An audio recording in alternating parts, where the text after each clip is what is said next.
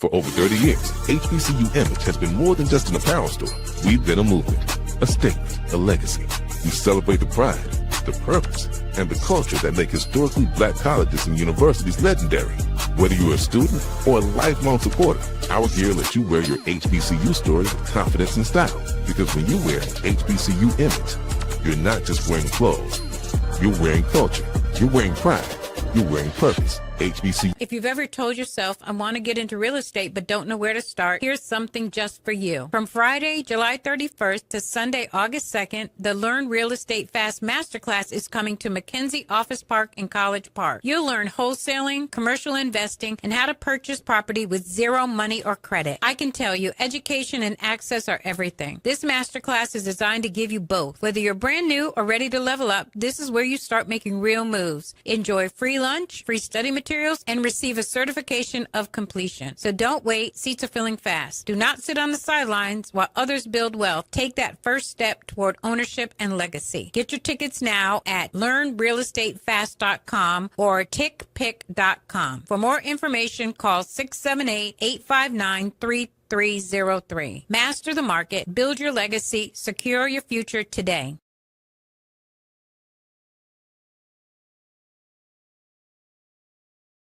From cancer care to accidental injuries to cardiac care, we all know that there are times that you can't control what happens in your life.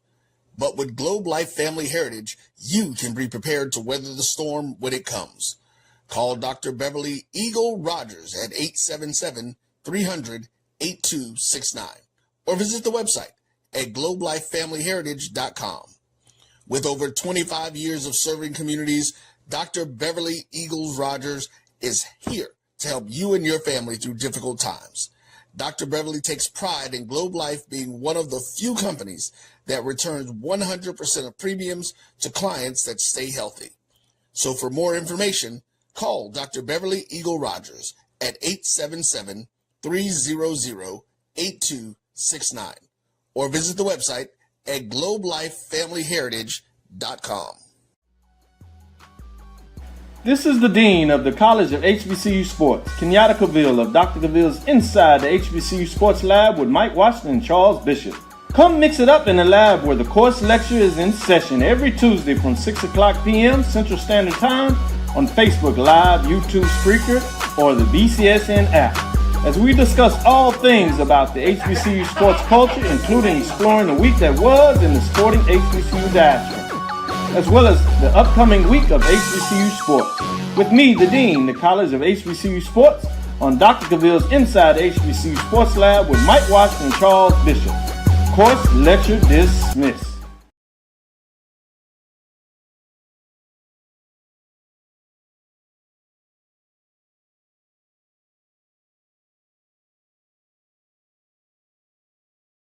I love Atlanta, a city in the forest. Hi, I'm Jeff Cleveland, seasoned loan officer in the Atlanta market. And whether you're buying a new home, refinancing to do debt consolidation, home improvements, or just to lower your payment, give me a call. I'll ensure that you're treated with dignity and respect, that you're informed throughout the process, and that there are no surprises at closing. Give me a call and let's get started.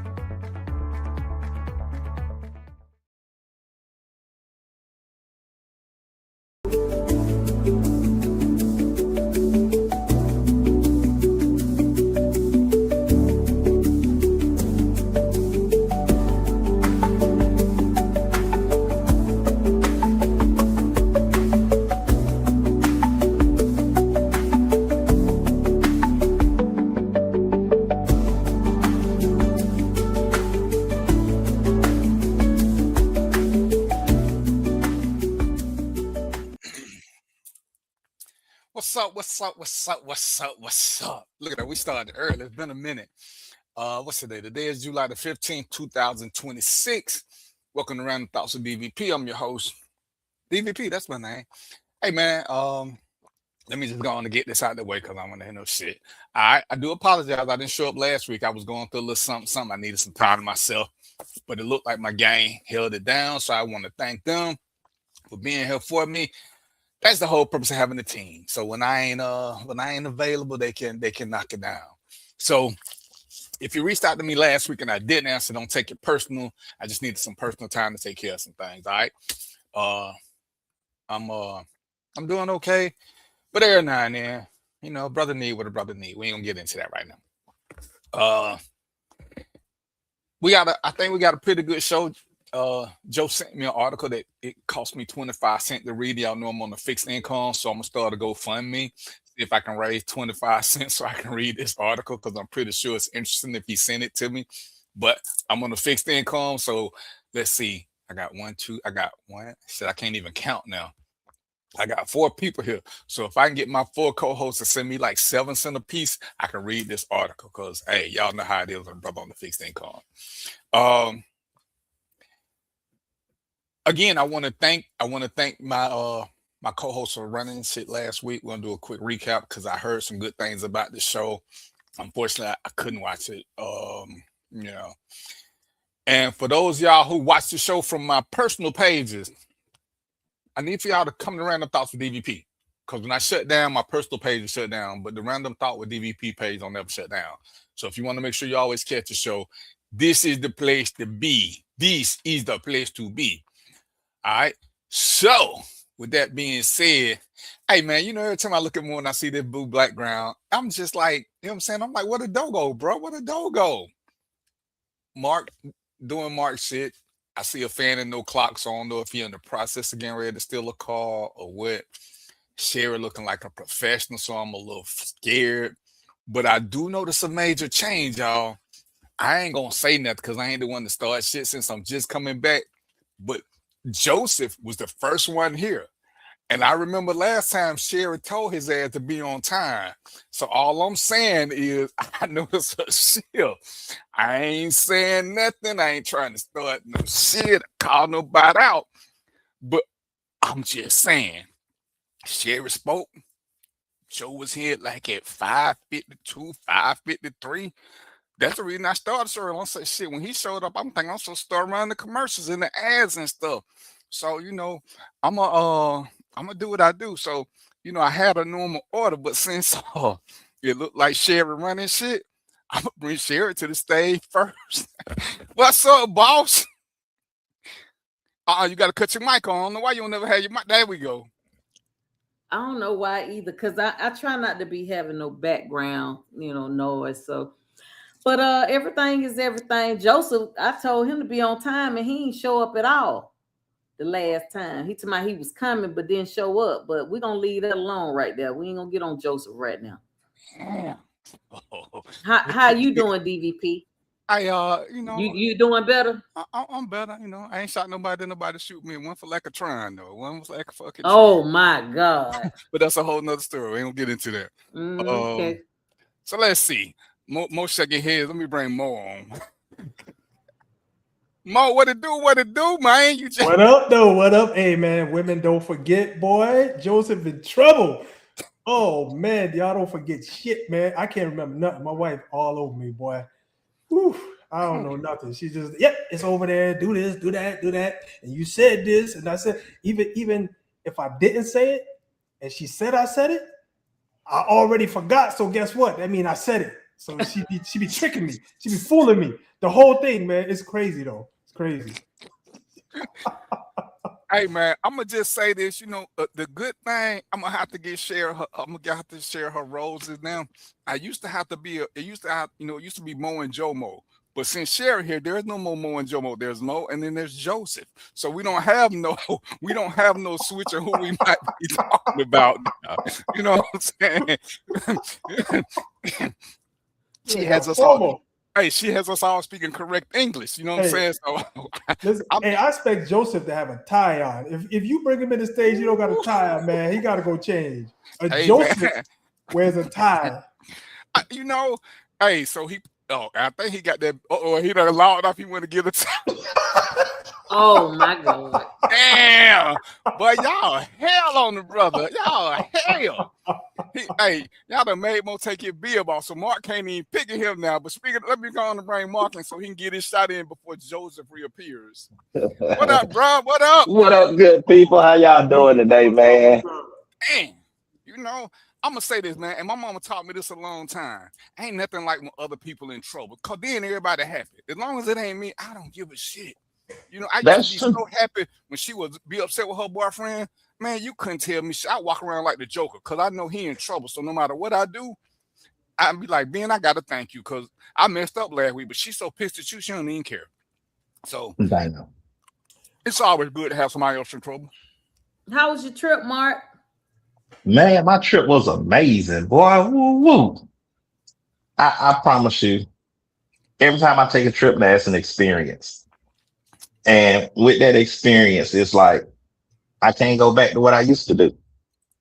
So I had all inclusive, adults only resort in Punta Cana with the swim out pool and the butler service. If I go anywhere with warm weather, I gotta have a butler and I gotta have a swim out. I can't go back to swimming in the big pool with the peasants. And not the peasants. Boy, it just reeked with poverty over there. Nah, nah, but I did enjoy myself. It was a great trip, man. Got a lot of relaxation, a lot of drinking, and just enjoying good friends. So that's the good part about it. So I'm a year older, a year wiser. And ICE let you back That's in, so we debatable. good. I came back. It ain't debatable. Clock What still ain't part? working. The wiser? Somebody he wiser. That's debatable. Damn. I am. Hey, I'm the man, wisest one on the show right now. we Until not finna, Joseph get in the room. Really? we not finna get into it with the English teacher, brother. We gonna all be speaking correctly from now on. She's a librarian. Oh, that whatever it is. But What's the up, key Mark? point that I heard her say was she said that when it was time to come, Joseph was a no-show. That was last week. That was last week when I went here. I'm thinking because the day he was early, Mm-mm. so I don't know if he was scared. It or was what, the but week before. He said he was coming. He put in the chat that he was coming, but he never showed up. Oh my She God. said he put it in, he was coming, and didn't show up. you know the way that just sounded. We're gonna have to edit that whole. The way that came out, just what's up, Monisha? This ain't an X-rated show, despite what Mark just said. This is really not. We're trying to keep it PG-12 this week. We trying. Man, what Joe really ain't coming back for a minute. I'm like, well, damn. Y'all hurt his feelings. He done took it. He done took his book and went home. Hey, and we know he got plenty of books, so he can't take all the books. He had to leave at least 300-400 behind. He done took his book and went home. Come So back, Joseph. yeah, come on back, Joseph. We here waiting on her, but we don't want Sherry to show up and show out, cause we know how she do stuff. That's So right. Mo and Mark, give me a quick rundown, cause like I say, I got some comments about the show was pretty good last week, but like I say, I was out of commission, so I didn't see nothing or hear nothing. Man. Show. Man, Mark, you gone. Yeah, you can't hear Mark. Y'all hear me now? Okay, Yeah, hear you now. Damn. Can you hear me now?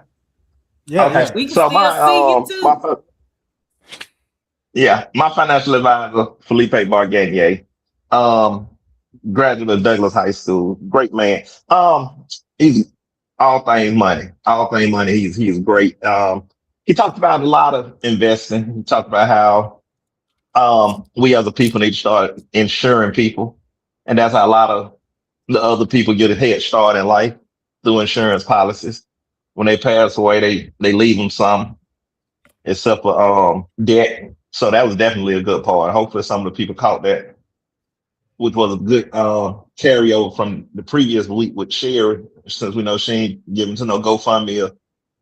She might buy a fish plate if you die, but other than that, she ain't donating. So yeah, get insurance policy. He also spoke about properties over in Mexico. So he actually left Atlanta 5 years ago and lives in Playa del Carmen, Mexico. And he was giving us information about properties that they over there selling. You can get a studio condo for $57,000, which is a good investment. So he talked about that. Talked about some other things. Anything I missed more, share? I mean, I know I missed a lot because it was a 2-hour show. So, Go ahead, Sherry. You go first, Sherry. Oh no, I don't have anything to say. I was just saying he didn't really miss it. I mean, like he said, it was 2 hours, so it was a lot that he talked about. But It was That was just the highlights for me. right. Yeah. He knew about the money. I can tell you that. All right, we're gonna have to get him to come back then. Yeah. So I'll say this. Me and Felipe connected because when he started talking about the properties, I found out it's the exact same thing as buying stock because he explained how you could buy a fraction of the property. So it's almost like a stock investment, right? You could buy a fraction of the property, right? While it's getting built or so that it can get built. So you're investing in the property so that it can get built. And then once it's built and it's sold, you get a return.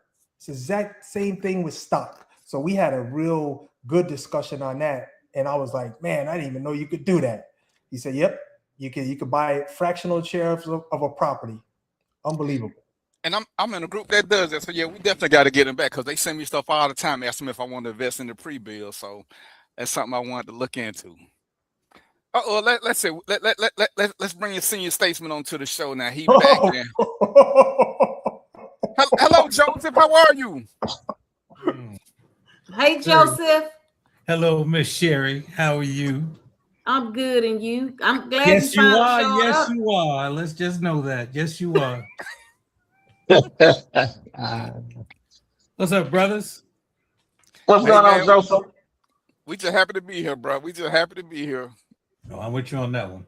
I'm with you on that. They say you were going to put a tie on, Joseph. Somebody lied.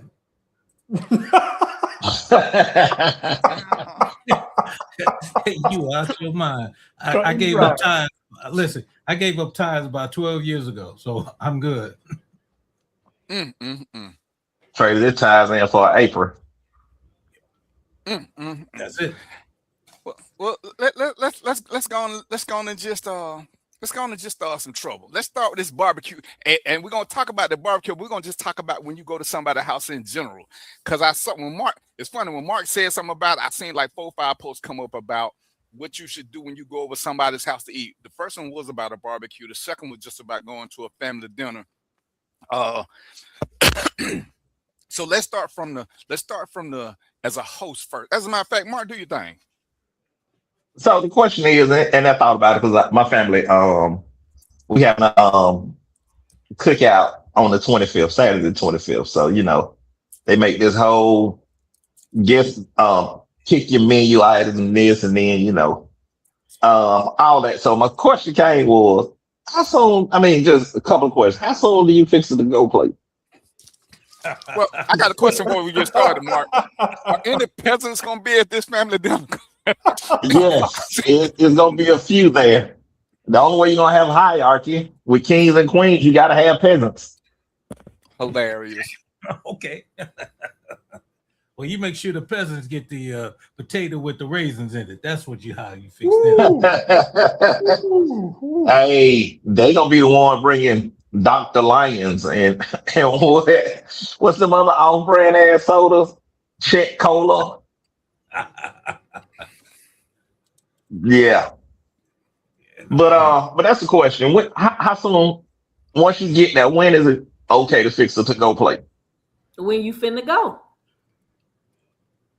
So when you going through the line the first time to eat, you don't fix your to-go plate then too? No. Only when you about to leave. Right.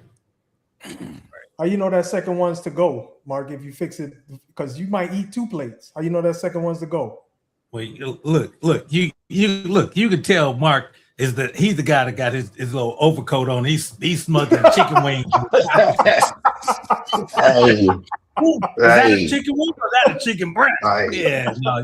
You gotta watch this. You gotta watch the snugglers because they be sniggling stuff, man. You gotta watch them cats. Sniggling. What's I don't know that. Tell me later, Joe. I'll tell you later. God, yeah. Dog. Yeah. I'll tell you this, and I've been saying this for years. This is the side of the family that they aren't that great cooks. They're not just the best. So it ain't all that extra food. I take that back. And I meant that they're not good at cooking. But when you hadn't had good cooking, then you assume that it's good. So the people that have been eating it all their lives, they think it's good. It's good food. Yeah. I've said it. I told them before. Definitely, I got an uncle that need to stay off the grill But they still let it do it. Well, Yeah, you know. Go ahead, Mo. No, I was just gonna say, yeah, yeah, that happened to me, man. When I took my trip down south, first time I was down there, and everybody was acting like people can't cook up north. People up north can't cook. Everything's up north for them. So people up north can't cook. And man, I gotta say, some of the food wasn't that great. They was making a big hoopla about it, this or that. And then my aunt came and visited me, down here in Arizona. She came to visit. She got in the kitchen. She told my wife, she said, move out the way. I'll cook. Man, the fish was salty. The damn rice was crunchy. I was like, yo, what's going on? She was fast. The shit, it was done in like 10 minutes. I'm like, yo, that's fast. I was hungry too. But then, man, so I don't know, man. You just gotta be careful. Disappointment. Yeah, man, just gotta be careful. But the thing is, there's a lot of he ate it. Yeah, I did, because I ain't trying to deal with that. Yeah. I played. I had like a little nibble, and then I kind of played it off. You know what I'm saying? I did some moves, got the hell out of the way. One of those things. Because them down south aunties, y'all know. I don't know. Y'all know about them. So. Well, I think the question is, how many to-go plates can you fix? Depends on how many kids you got. What crazy, man. What if my girl show up and she bringing me a plate back? As long as she fix it on her way out the door. She ain't finna fix your plate so that she get there when everybody else eating. But see, my thing is because y'all know now, some people, they take enough plates for a school. They be taking enough plates for the rest of the week. Because we know. Like for me, it's first of all, what did you bring? Now, depending on what you bring, you might have unlimited access some, but if all you brought was your unfull belly, you might be asked out. That is a good way to look at it. Well, some people, like when you say bring your own bottle, they come with that cheap shit, but they want to drink the good shit. But they bring us some red, white, and blue beer to the party, but they want to drink tequila and vodka. Right. Yeah. So how you gonna do that? You got a food monitor? You got a drink monitor? How you gonna do that? Oh, boys always somebody watching. Auntie watching. It's somebody always watching the everybody table. bring. So they ain't even gonna be quiet about it. They gonna be like, child, you see these folk, they come empty-handed and they leave with enough for this. Oh, somebody gonna talk. Hey, it's snitching at family reunions and cookouts. There is an anti-no snitching policy when you have free food. Yeah, but they done brought 3 2-liters and they got 5 kids. Oh man, yeah. Oh, they bring Anheuser-Busch and go grab a Heineken's real quick or something like that. Yeah. Ooh, I like that. I bet you do, nigga. But sorry. So let me tell you what my aunt did one time at our house. She went in when everybody was, like in the living room doing what they're doing, laughing, talking, drinking, or whatever. She was going in the oven getting like 1 or 2 ribs, and she ate up almost all the damn ribs. Oh my God! My mama was hot. Somebody getting killed. Oh no, man. No. See, like when I get invited to stuff, I know I can't cook. I ain't bringing shit. I normally bring $50, and I don't even eat a lot. Cause but it's like if it's somebody who I know and they putting forth a good effort, I'm like shit, hey, whatever. Cause I know if I want something, they're gonna let me get it. So yeah, but see, that's interesting because where I come from, bringing money is an insult. Bring something, but it doesn't necessarily have to be money because I might bring some ice. Yeah, well, even that, but it shows that you took the time to do something for them. That at least that's the way I was raised. So even if it's a cake, but it shows that you did something. So for at least from where I come from, bringing money, you might get tossed out right off the bat. We don't need your money, man. That's an insult. Everybody I done did, they appreciate it because they spending money and they know a lot of these people, they coming with empty bellies and they coming to eat. Like I said, I may get half a plate because everybody know I really don't eat a lot. I'm looking for a piece of chocolate cake.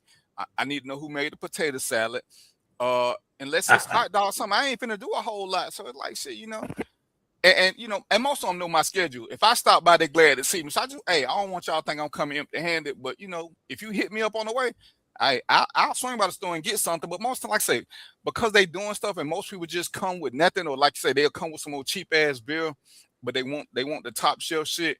Cause see, I'm one of them. I'm watching when you know when I show my good tequila, and you come in there with your Circle K. With your Circle K soda, don't be looking at my tequila shot. Oh, it's good to mix it with. No. You miss No, Circle K no. with some bullshit tequila, but this, no.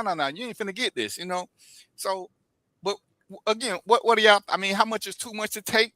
Do you get to take stuff, Mark? Do you get to take stuff for the kids? I mean, you know, hey man, y'all know the rule, man. Fuck them kids. This for the adults. Damn right. Fuck them kids. Yeah, I still believe kids ain't hot dogs and hamburgers. They don't get ribs and chicken. all right. They they get some pinto beans and some good buys. That's it. So I'm gonna ask y'all this: if y'all have a cookout at y'all house, you know, whatever cookout, is it okay for people to come back the next day and eat No. Come back where? To the house? to your house? Yeah, Well, see, Why are they coming? Just to eat, or they coming to see you and then y'all happen to eat? to eat. they cooking. Nah. No, they're eating the food. They're eating the leftovers. That's an instant replay? No, that ain't how that works. Barbecue was yesterday, not today and tomorrow. No. But you still got food left the next If day. you Yes, call Yolanda, the me- next day. If So you if they didn't call get an me and invite, say no. you want to come over and get something, then yeah, but not Okay. just you feel like it's Drop on automatic. by. The do drop in. No, that ain't happening. Hell no, That they ain't need an invite the next day. Ain't nobody. Right. Cause first of all, I ain't having a cookout because I'm not inviting none of you folks to my house. Cause You one can't of y'all, cook. it don't matter. Well, One you of y'all can't, gonna like bring you said, some. you can't One of y'all cook, man. So I'm One of y'all good. gonna bring somebody who overweight who keep plopping on my furniture, and I'm gonna have an attitude because you know, y'all see, I'm gonna go on and say what Mark ain't trying to say right now because I've been gone for a week. But y'all know it's always that one person who don't ever sit on the furniture; they just plop, and you hear your springs being pushed to the max. Cause that's why we got the steel chairs, but they don't fit into one steel chair, so they need that cushion, and it take 2-3 people to help them up, and y'all know they already got 2 plates. One for each titty, and then one for their hand. Cause everything. We ain't finna do that. We ain't finna do it. So don't act like y'all know what I'm talking about. See, y'all ain't shit. I know exactly what you're talking about. Y'all That shit is exactly. hilarious. No. So, but to come back the next day, unless they got an invite, nah. Cause the invite to the house the first time, they should have put that on the calendar and took pictures because they know I ain't coming back twice.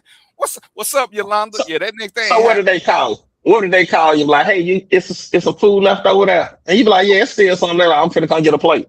Okay, well, first of all y'all know me. Y'all know I ain't finna answer the phone no way. So if they text me and ask me some crazy shit, I'm gonna be like, no. Cause if we made that much, then it's gonna be leftovers for us. If I know they're going through some kind of financial hardship, but they done had a problem, I'm gonna let them take a little bit extra the day before. But ain't no coming back, especially if we got to the end, cause we talking about people who taking stuff. The only people who can really, in my world, come back are the people who stayed to the end and help clean up. Them I got a little bit more favor for, cause a lot of these people who get these plates, they leaving early so they can make sure they get back, and they don't want to help clean up. But they done made a mess. They ain't bring nothing. They ain't saying, hey, let me take a bag of trash out with me, or let me clean up your yard, or let me get some of these dishes. If you ain't doing none of that, you don't get nope. I'm cool with people coming back the next day. That's because you ain't let them come the first day. Whoa. Hold up. Mr. Wet Pockets. How you gonna say, man, you ain't even at home half the time. How you gonna be good with somebody coming back and you ain't even home? See, that's some BS. See, he's the type to say, man, y'all come over here today and ain't nothing happening. You get over there and be like, where Mark at? Mark in Punta Cana. He's in Brazil laughing at your butt. No, man, you ain't right. You ain't right. No. But here's the other thing. In most cases, somebody that throws the party normally fix the plates for them to go. So you know what's going in and out. Well, like when I have functions, I want it all gone that night. Like if I decided, if I say, well, I might want me something tomorrow, I'll fix me a little plate, put it aside or put it in the refrigerator. and the rest of it can leave. And I say, y'all want this? Because when I start cleaning up, I'm throwing shit out. Because I'm not gonna eat something more than one day. So that's it. So it's always gone at my functions. Hold up. So you don't eat leftovers? Is that what you're saying? No, that's not what I'm saying. Oh, I'm not going to yourself. eat it. I'm not going to eat it more than a day after. Okay. Like 2 days after, not happening. She hit you with that white girl upturn. Yeah, didn't you? Joseph, don't do it. Dr. Evil. I had to get Mark friend last week too. Felipe. All right, we got two questions. Hold on. So Yolanda, how many plates can they take? Because she said if she invites you, she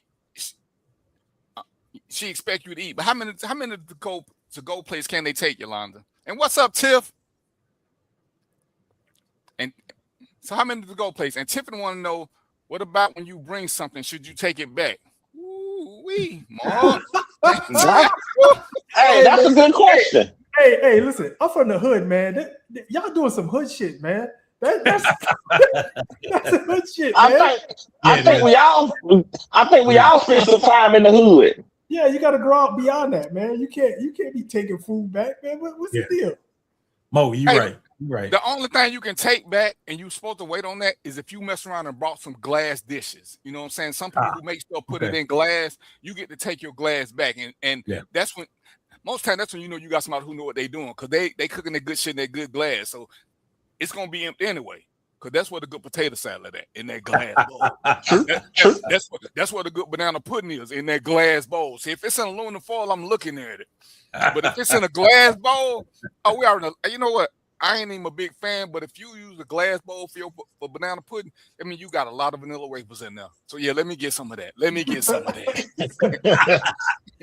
So not just food. What if you bring a bottle? What if you bring a bottle of liquor? All liquor stay at the house. All alcohol stay with the party giver. Yep, that's what Except I that think. You can't take it back with you. Except for that red, white, and blue bill. When you bring red, white, and blue bill, or that Anheuser-Busch shit, take that shit back with you. Don't leave that shit over here, because people gonna think I'm a bad person. What about that slit malt liquor? Oh no, it's going back with you. You ain't bringing it in my crib. Take the Boone's Farm with you. Old E 800, Mad Dog 2020, Old E. Hey, none of that. Everything y'all named, I got on my bar right now. The old Shake and Bake. See, Mark, I knew he's a classy guy. Mark, did you buy it or did somebody leave it? Look what he's drinking now. Hey, this ain't never water. I ain't getting drunk today. It's water. I gotta stay hydrated. Hell, I thought it was peroxide. Looked like a peroxide bottle. God damn. My insides ain't that messed up. That's how the new generation cleanups up. That's a new generation colonoscopy right there. New generation colonoscopy. I leave y'all on 1 week by y'allself, and when I come back, y'all is unhinged. Y'all unhinged. Sherry did it. Let's see. I have family members who take place to feed themselves Joseph. for the whole week, and know you shouldn't take anything back with you. Well, see, and that's what we were talking about earlier, Tiff. Somebody, auntie, probably monitoring who taking shit, because auntie know how many kids you got. Auntie know whether or not your dude is a good dude, because if he a bum, you can't take him shit. Get that trifling. No, that trifling over. He need to get somewhere else. Auntie watching everything. Auntie is the sergeant at arms. Auntie the sergeant at arms. Who still drink? And auntie typically, if she know how many kids you got, she'll say, "Hey, take the kids something to eat." Yeah, or you're right. She done already made some side plates for people who she know need something but don't want to ask. You know, she the mediator / hostage negotiator / I'll slap that plate out your hand if you try to walk out that door. You know what I'm saying? She multi-talented. Yeah, Yolanda, people still drink Boone Farms and Southern Comfort and MD 2020. Good Lord. I still drink Southern Comfort. See? I'm getting sick. Yeah, Southern Comfort is nice. But there's something wrong with y'all. Y'all made me get them more forget my thought. The other thing about these cookouts, man, I think you gotta have a release the food timing. It's gotta be proper, because I was at a damn graduation, my niece graduation, They said asked me to go get something at the car. They released the food just before I left. I got back, wasn't nothing left. The damn trays was at the Where bottom. was the damn car? I'm like, yo, it was right there, man. Yo, listen, that's what I'm trying to tell you, bro. They released the plate. People went buck wild, got 2-3 pieces of fish, a piece of steak. I'm like, yo, what happened? I came back, it was salad, yo. I was a rabbit for the rest of the day. That's it, man. See, Mo, I would have been walking around slapping everybody played out the game. Everybody. Going up to babies, give me that water. Like, hold on, these people didn't bring shit eating. What? But I'm a firm believer. I'm a firm believer. If it's at my house and you're supposed to bring a dish, I ain't holding feeding time for your ass to bring your dish. And I want you to, if your ass is late, I want you to take all that shit back with you. So, Mark, would you be offended if I brought money instead of something? Nah, I'd be cool with that. Because the host usually spend a lot more preparing for whatever the function is. So if you gave me cash, like, hey man, I ain't bringing that, here go a little something. Oh man, go ahead and help yourself. And depending on who you is, I might tell you to keep it. But I ain't gonna be mad if you give me some cash. Right. Money universal. Cherry, just be quiet. Just stop it. But if you bring Dr. Thunder in this house, we gonna have a motherfucking problem. Dr. Thunder.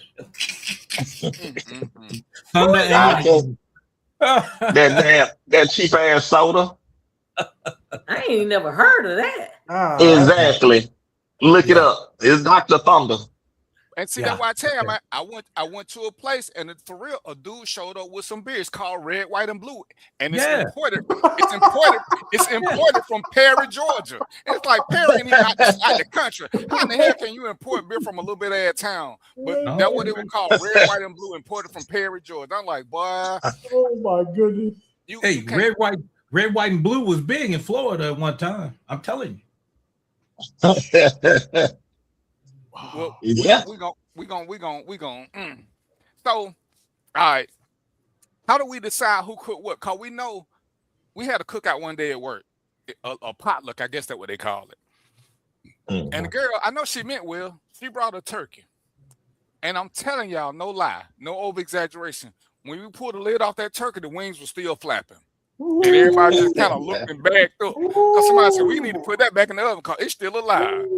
And I was like, so, y'all know when you put this invite out and tell people, ask people what they bringing, some people bringing shit, and then next thing you know, you get 12 texts saying, don't let them bring that. What do you do? What do you do about that? No. So, look, that's not the way it works, man. You got to tell people, look, if you know she can't cook, she bringing utensils, paper plates, paper towels. You know what I'm saying? You gotta manage that. You can't just, if you let it go buck wild like that, that's what you're gonna get. That chicken that's still flapping. So when you take the aluminum foil off it, And if you in a diverse place, if you got dogs and cats, I ain't eating nothing you cook. I'm with you too. Sherry, I gotta agree with you on that. I'm going with Sherry on that one. Hey Sherry, how you figure that out though? You go up to somebody, you got dogs, or if you don't know, you know. If you first of all, if you know your co-workers, then you know who got animals. Then like I remember we had a Christmas potluck at work one time, and this chick, she takes in stray dogs and stuff like that. And I've had a conversation with her before, and she was saying, tell me about this dog she picked up. And then when she was like, I have like 5 dogs. And I said, they outside? Oh, no, they live inside. Ain't shit at her house. Her house nasty. She nasty. No. Damn. Listen, she was nasty before the dog, though. The dog ain't got nothing to do with it. She was nasty already. And I'm not. If you got 5 dogs in your house, you nasty. I was gonna say I'm not saying it's a black and white thing, but I don't think I've ever been in a black person's house where the dog is licking the fucking casserole dish, and they just keep cooking. I don't think I ever seen that. You just ain't went in the right house. You seen that, Mark? That shit happens. He's right. Okay. Ooh. Yeah, that shit happens. Man. Look, man. Cats on the counter. Look, unfortunately, there's some people who treat their animals better than they do their kids. That is true too. Relative. It's unfortunate, but I've seen it and I agree with them. Again, not too often, but I agree with Mark and Sherry. You know, they got them dogs and cats a little sus on everything else. So If you're a coworker, I better know you real well. I had to go to the house to eat a potluck. so we tell people the general rule is to tell people what you want them to bring because you know there's something that they do well. Yes. If you don't want 'Cause I can raisins, tell you this, at that potluck, everybody was like, you know how people always say, who cooked this? Who cooked this? Right. When I found out that she cooked, I said, don't eat that shit. What's her name? Cook that. Yo, hey, lad. Yo, hey, lad. If it people I'm cool with, I ain't gonna let you eat no shit. Well, I don't know, Mark. You get on my damn nerve. But my thing is, we're telling people to bring you something. I'm cool with it, but I hate when people think that they make this shit the best and can't nobody else make it, like macaroni. I gotta make the macaroni. Fuck that. They macaroni just as good. Let me add it right here because I seen this one time and it was just like, you know how old people like to cook and they got them wooden spoons, right? Because I see all y'all little bougie. So you know how when they take the spoon and then they taste it and then they put it back in the thing. What y'all feel? How y'all feel about that? No. I just don't want to see it. No. When I was younger, I didn't know any better, you know. So if my grandmother did that, it was nothing to me, and that was my grandma. You know what I mean? But like, if it's somebody I don't know and they do that, I ain't eating that shit. I don't know where your lips been. No, I completely. I mean, if it's your family, that's one thing. If it ain't my family, nah, ain't no suspect about it. I ain't doing it. Nope. So how do you tell that auntie who can't cook, who wanna bring something, and she wanna bring her specialty that always end up being it's all there at the end of the party because you know she don't want to take it back home, but she swear her meatloaf is the best meatloaf, and she brought a whole tray. And She gonna take that shit back with her. 5 hours later, still a whole tray. I will tell them, but that's because I'm blunt and to the point. I'm like, you ain't bringing that shit. You better bring something else. Better yet, you get plates. But she's showing up with it because she know her shit is the shit. And I'm gonna tell her, ain't nobody finna eat that shit. You gonna make her put it in the car? You gonna make her put it in the car, Sarah? She can put it on the table, but I'm telling her, ain't nobody gonna eat it. And then when her feelings hurt when it's over with, and that shit get either dumped in the trash or still sitting on the table, she'll stop bringing that shit. I'm with Cher, but you ain't gonna leave it. You gonna take that shit back with you, cause I ain't gonna eat it, and might as well not throw it out. But you will eat it. yeah, I'm probably not gonna do that. But You gonna eat this shit. No, I'm not. About 3 minutes after the cookout start, and there's a bunch of people there, and can't nobody see nothing. That shit gonna disappear, mysterious. and the plate gonna go back. They tore that up. It was good. They loved it. That's it, man. Let it be a mystery. That's it. What about when you see some shit that look real good and you put it on your plate and taste it and it's horrible? You be disappointed as hell. Now you gotta fold your plate up and put it in the trash. But see, me. That's why you watch it. That's why you watch everybody else first. You watch to see what they do first. You know how? Hey, you ain't never been in the military, but in the military they say don't eat nothing that the animals don't eat. So if you see a tree full of fruit, let that shit stay because the animals ain't eating. So when you go to the thing, you look to see what everybody else got first. Where you get that one from? So they can tell you which tray they got it from the left table or the right table. Because everybody potato salad ain't good.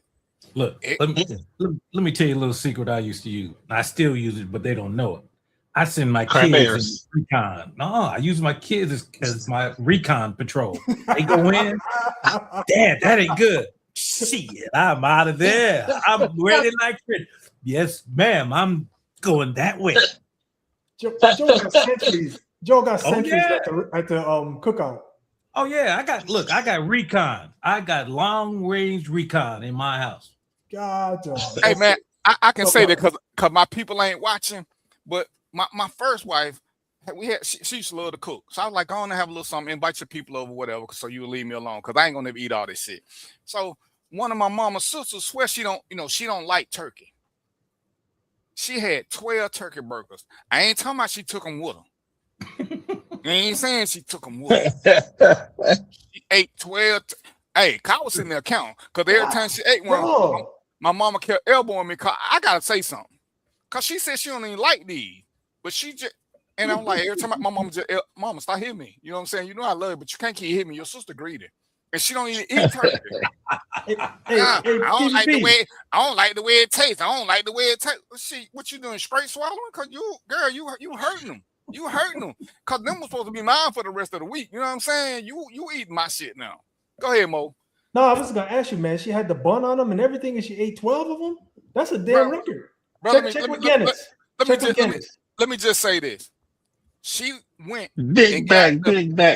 She got the family pack from KFC back in the day, and then she ate that by herself and 2 Whoppers, and then offer nobody shit.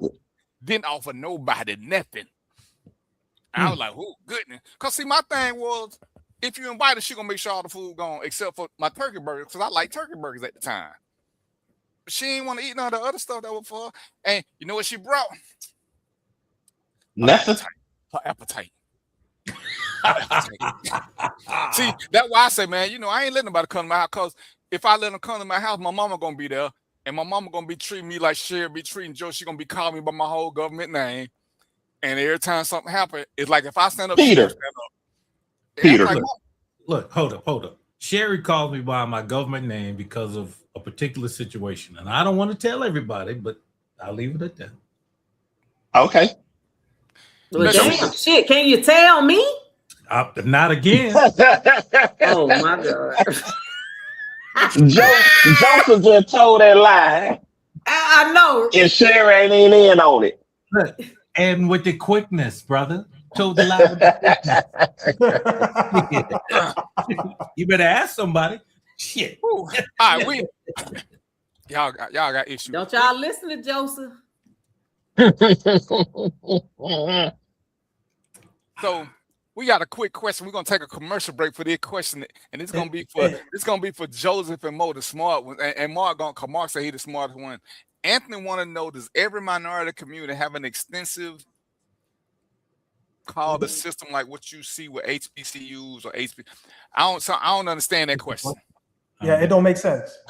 Yeah, I'm trying to read it too. Reading it too. I read it like 4 times, and I said either I'm slow or.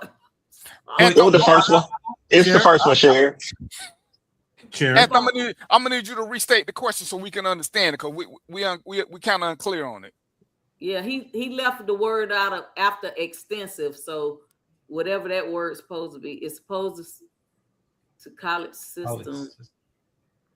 What does every minority community have an extensive college system community like what you see with HBCUs created because of segregation? Yeah, that question don't make sense.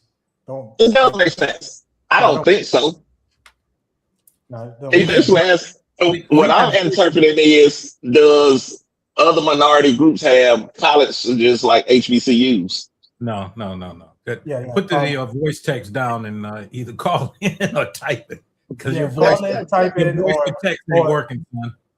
Or get your AI circuitry updated, because you could be an AI person. Yeah, Joe, don't be letting people know we low budget. We don't have a call-in number. Don't do that. Don't do that. DVP, you got your phone number. Come on, man. Quit playing. Listen. 1-800 random thoughts. Call in, baby. I love y'all, and I won't answer the phone. It used to be a call-in number for the show. And guess what? I wouldn't answer it, because that was Roy's job. I'm like, Roy, you answer the phone. I'm not finna sit here and talk to these people. I'm having a tough enough time with you, misfits. But yeah, I would appreciate it if you asked the question, because I really want to answer. You got to know what the question is first. That's what I'm hoping he'll type the right question so he can answer it. Facts. Okay. So while I'm waiting, every other minority community have their unextensive educational system. That's a bot. Forget it. Let's move on. That's a bot. You're a bot. All right. Just keep going. Yeah, because man, I'm finna take me a drink. All right, so let's go on and talk about this. You know what? I'm gonna hold shares for last because I think it's a good one. So I got a question about karma versus bad luck. Because I was noticing something, and it's like, how do you know when one is what's really happening? Because when something happened to somebody, we are quick to say, oh, we quick to give them excuses. But how we know it God ain't don't play by me. but how we know it ain't karma coming back on them when something bad happens? So how we know it ain't something they done did that we don't know nothing about because they're over here playing like they a great person. But yeah, the reason your car caught on fire was because all that shit you did 2 weeks ago that don't know nobody nothing about. So when people keep saying this or that, I'm like, I wonder, how do we know when it is? Because we always say karma gonna catch you, but then as soon as something bad happens, that ain't our first go-to unless we don't like the person. Oh, you just having a little string of bad luck. Oh, just pray for it. Well, shit, maybe this is what came back on them. So how do we know when what is what? Who made that determination? That's a good question. I would say if it mirrors the same thing that you did wrong, then I would say that's your karma. But other than that, so let's say hypothetically, me and DVP together, and DVP cheat on me, right? And I pull my heart out. I'm sorry. I hate that you did this to me, and you broke us up, and all that good stuff, right? But I keep him, right? Against my better judgment, but I keep it. And so, damn, I can't even be forgiven. And so then say we 2 more years down the line, he think we doing great, and then he find out that I'm messing with somebody at work. Now he in his feelings. And then, he go to whoever knew that he cheated on me. And he be like, man, can you believe she cheated on me with that nigga at work? Blah, blah, blah. And then he be like, man, that's your karma, man. You cheated on her. So I think that's when it's karma to me, when it's the same situation versus anything else to me is bad luck. But karma is just a get back. So to me, what you just kind of said, that's revenge. But karma do what karma want to do. If I'm sitting there and I'm thinking I'm wishing bad on somebody, and then something bad happened to me that's karma because you want this that. So something bad gonna happen to you, and it may not be the same thing, but I'm thinking bad is bad, right? Yolanda, we believe in karma, but how do we know what's the difference between karma and bad luck? Because like I said, people will do shit and don't nobody know they did it. So when something happened, we all rally around them. Oh, and this is the context I'm gonna use just because this is one that came up. Somebody had death in the family. Well, this person always talking about other people, and they wish so and so was dead. They wish so and so was dead. So now they done had a rash of deaths in their family. Is that bad luck or is that karma come back to get them? Because that's all they wish on other people. And it's like we'll sit back and based on how we feel about the person, we'll make it be bad luck. But what if it really is just karma coming back on them? Because, like I said, we all got shit in our closet that don't nobody know we do. So we know, that's one of the things that me and Cher was arguing about when she made that little crazy video. I know who I am. I know what I done did. So people can think one way about me, but y'all know I'm quick to claim my faults because I don't want no bullshit. Pit ass. But go ahead, Mark. Here's I don't believe in karma. I stopped believing in karma a long time ago, and part of it was because at that time I believed in the Bible. And in the Bible it says, God take you through these things because he got something better for you. So when fucked up shit happened to me, I just reverted back to it's something better finna happen for me. My blessing on the way. So I stopped believing in karma based on that shit. Then I realized that ain't that but something else. But it also stopped believing in karma. But the Bible also says you reap what you sow, which is they go together. But you just don't know which one is it. Is it karma? Or am I going to another level? Like I said, this is back then. So let me read what karma is. Karma is a concept rooted in Eastern religions like Hinduism and Buddhism, where it translates literally to action or deed. It represents the universal principle of cause and effect. Every intentional action, word, or thought has a corresponding reaction that shapes an individual's future and destiny. So that's not necessarily a bad thing. Right. It can be good karma. Right, karma can be good. Yep. Just like when good stuff, but again, it's like I say, it depends on what your belief system is. Because, like I say, Mark, if you believe in the book tell you that this is caused yada yada yada. So it all depends on your belief system as to which one you do. But with that same belief system, if something bad happened, we quick to blame the devil or whatever. But what if that bad thing that happened stop you from getting in a wreck later on? It's like, how do we determine this? Because people love to do it based on their own belief system, and they can't really base it on factual data because they don't know what's really going on. But I done been late for work a couple of times. Oh man, the devil don't want me to get this job. But if I'd have been on time, I would have been in that wreck that happened up the street. You know what I'm saying? So it's like, how do we keep making this, and how do we keep who are we to judge? Especially when we keep saying, the Bible said we ain't supposed to be judging nobody. But I think that people are using karma in a more so in a bad way versus like you said, there's good karma as well, so to speak. Because basically what it's saying karma is basically, if for every action there's a reaction. So if DVP slapped me and I punch him in the eye and his eye swell up, that was the consequences of his actions and my reaction. And that's karma.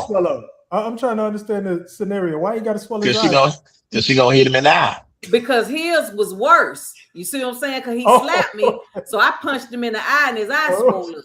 He slapped me, and that's just all happened. I didn't get red or nothing like that. Dog, man.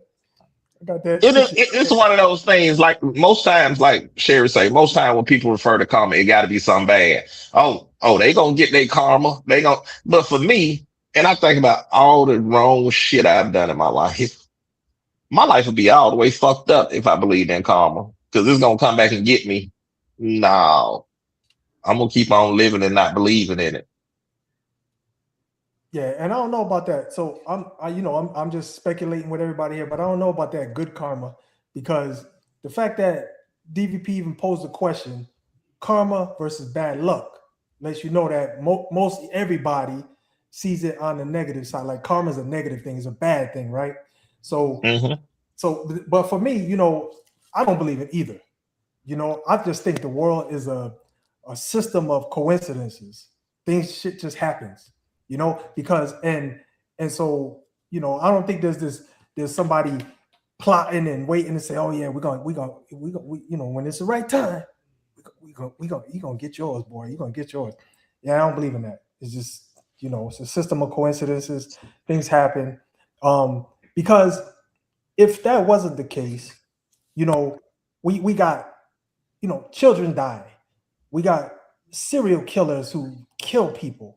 You know what I mean? And still living. Yeah, right. And so come on. If karma was a good karma, that wouldn't be happening. If it was just a good karma, or bad karma. Let me use that scenario, because that's a perfect one. So you got somebody who does a killing, and we see that as a bad thing. But suppose when they kill somebody, it brought the family together, which was a good thing. So action, reaction. And that's what I say. We look at stuff, but we look at what we see. We don't look at a bigger picture, because some of us became close because of a death. And death is supposedly a bad thing. But ain't that how a lot of us end up being closer with different family members? Even for some of our friends, we made some of our friends because of a bad experience. And it's crazy because, because if I'm going to go with karma, understand that karma can be good and bad. But we always say karma is a bitch. And it's like, because we don't really fully understand it, so we keep trying to make things to fit our perception of it, whether it's right or not. And that's something we love to do with most words. As we talk about ignorance, as we talk about this, as we talk about that, we love to create words to mean what we want to mean, regardless of what the real definition is. It's like, how do we make karma a bad thing? It's like juju. There's good juju, bad juju. But very few people will call karma a good thing. But if it's the universe giving you back the energy you gave it, it should be a good thing. So it should be good and bad, because it's a magnet. It's not a magnet. It's giving you what you put out. You reaping what you sowing. If we're gonna compare the two philosophies, the religion and well, hell, according to Sherry, both of them or come from religious concept. Yeah. Yeah. What you got, Joseph? I'm just gonna listen on that one. I'm just gonna be listen. That's all. All that deep thinking you like you was doing. Yeah. It's there. It's there. You can see the smoke coming out of my head, but We saw the little Arby's question mark over your head, so we just trying to figure out what's up. that wasn't at Arby's. That was at Turkey Burger.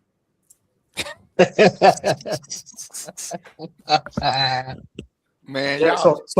So my thing, I don't believe in good luck. I don't believe in bad luck. So I can't believe in karma either. You know what I mean? I don't believe in none of that. That's me, Mo. That's how I feel about it. It's just life. Because y'all hold on to y'all seats. I agree with Mark. Oh Lord. Hold on to your seats. I know I said, I said. Oh. And that's the end of this show. We'll see y'all next week. I know what it is. Peace, popcorn, and chicken grease, and we up out of here. We And hell just froze over. For real. I'm like, wait. Hey, look, man. And that's The sun all. shines on the sun shines on the dog ass every now and then. See, that's what happened. That's what happened when you agree. We just get a dude screaming out of nowhere. It makes sense, though. I mean, it just you just keep living life. It makes sense that she agree with you. Or what Yeah. you talking about? Yeah, it makes sense for her to agree with me. Look, I'm smart as shit. The fuck? Allegedly. Allegedly. No. Who said it?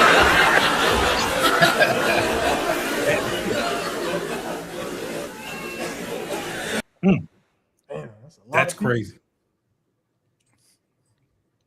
Thank you, Sherry. I appreciate you. Ass shit. Yeah, I was just gonna say, a lot of I put those karma and bad luck. Hope nobody out here don't take this the wrong way. I'm not religious, so I'm not gonna talk about religion in a good way. But I'm saying that karma, that bad luck, all that fits to me in the religion bucket because it's all predicated on hope and shit that's unprovable and things that can manipulate you and get you to do things. I don't do none of that. I can agree with you on that. Because at the end of the day, we are our decisions. We make good decisions, good shit happen. You make bad decisions, bad shit happen. At the end of the day. And I think a lot of people use these to try to not have to be, we don't want to have to do the work. Because anytime we can blame something on somebody else, we don't have to be introspective or see what we did wrong or take no kind. We don't have to take any kind of accountability. Oh, it was karma. It was this. It was that. And that was one of the things with one of my therapists. He would always blame stuff on other people. I said, dude, I ain't about that life. You know what I'm saying? I made these decisions, good, bad, or indifferent. I got to take accountability for my own decisions. Well, you didn't have this, you didn't have that. You're right. So if I didn't have the full information, again, whose fault is that? I said, I don't, you seen, we not a good match because you quick to say, oh, it's so-and-so's fault. Well, it can't be Joe's fault. Joe told me to read a book. Joe didn't tell me to follow the book. I read the book, and all of a sudden I'm doing what the book say. That's not Joe's fault. I could have read another book. And it's like when people start going to these little things, karma, this, whatever, it's like, well, what's your level of accountability in this situation? Oh, well, I ain't know. So you were ignorant. So say that. So you should learn better so you can do better. But don't keep blaming the situation on the guy upstairs or the girl around the corner or something that you can't control, because you can control your decisions. As we get into Sherry's topic, something that we got, we can control our decisions. We can't control every single move we make, and we actually can. And we just got to take the consequences that come with the move we make. We decide whether or not we want to go to work. Then they decide whether or not they want to pay us. So if we don't go to work and we know we don't get paid, whose fault is that we come up short? That's our decision. Oh man, that karma caught me. Man, we go to work with cold. Hell, I went to work with a broke leg. You just ain't chasing nobody. But to keep wanting to blame something good or bad on somebody else, because you ever notice we quick to take blame when something good happens. Oh yeah, I did that. When something bad happens, oh, that was so and so. Yeah, why wasn't it? Neil deGrasse Tyson says in his book on God of the Gaps, he says that people historically use God to fill in the gaps that science is yet to explain. And it makes sense. Yeah. So something bad happens to me. Oh God, what did I do? Something good. Oh, look what God did for me. And then he, because one of the questions he asked, he said, if God was so good and all so bad, why'd you let disasters happen?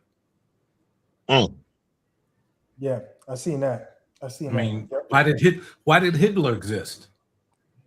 Yep. When We could I go took further. philosophy in college, the question was, is God all knowing, all powerful, and all good? When I tell you that it was a discussion had in that class, I mean, it was something because and that's the time that I started looking at religion, because when you grow up as a kid and you going to church and all of that, and your parents telling you, God is this, blah, blah, blah, you believe that. But when I took that class, it changed my whole perspective. Yeah, that's that question is not that question. I know why it was why it was a powder keg, because you playing on people's belief systems. If you grew up, I grew up, we was going to church when I was a little kid. My mother had me getting on a damn yellow bus or something like that, going to some church. At this church, It was short. It was a real No short chairs. bus. It was a Volkswagen bus. That's No how chairs. So then they beat you at this church, and it's just like, I'm like, why am I here? You know what I'm saying? I'm a kid though. I can't call the shots. I know I started fighting back though. Y'all try to hit me, I'm gonna hit you back. And then finally she stopped us from going, so that right there started me thinking, what's this all about? Somebody got to explain this to me because I don't get it. Yep, because one comment a student made was, okay, if he's all good, then why do innocent babies die? If he's all knowing, then he should know that it's finna happen and he can stop it because he's supposedly all powerful. So if he's all powerful, then how is there evil? When I tell you it was a conversation had, I was sick of listening to it. Well, here, let me give you this one. If we believe in the Bible, and most people do, then you've got to understand that where did the devil come from? The devil sat at the right hand of God. He was the most prettiest angel, the most gifted angel, and that's in the Bible. So wait a minute. So let me get this right. So you telling me God created evil and he continues to let it exist? So no, those questions are, not only are they profound, but they're worth exploring. But it also challenges one to look deeper than just one's own understanding of what this whole debate is about. Right. As far as karma goes, I agree with Neil deGrasse Tyson. We tend to invoke God into those spaces that we don't understand or have yet to understand. I mean, here, look at this whole COVID thing. People talking about, I'm not taking that shot. Y'all ain't gonna kill me. Y'all making stuff up to kill my people. Well, I think that if you look at history, polio, measles vaccines worked. Yep. So I let me just throw this out there. I used to work with a bunch of our job had a program where they would allow people to come from different countries and work. And so a lot of Russians came in. And one day I'm working and somebody sneezed. And one of the Russian people said, "Good health." And I said, What did you say? I said, "Why you didn't say God bless you?" He said, We don't do the God thing. We don't believe in God. Nobody in Russia believes in God, And it had me think. I was just like, my mind was blown. I was like, wow, I didn't even know that. Crazy, man. The whole country, forget about it.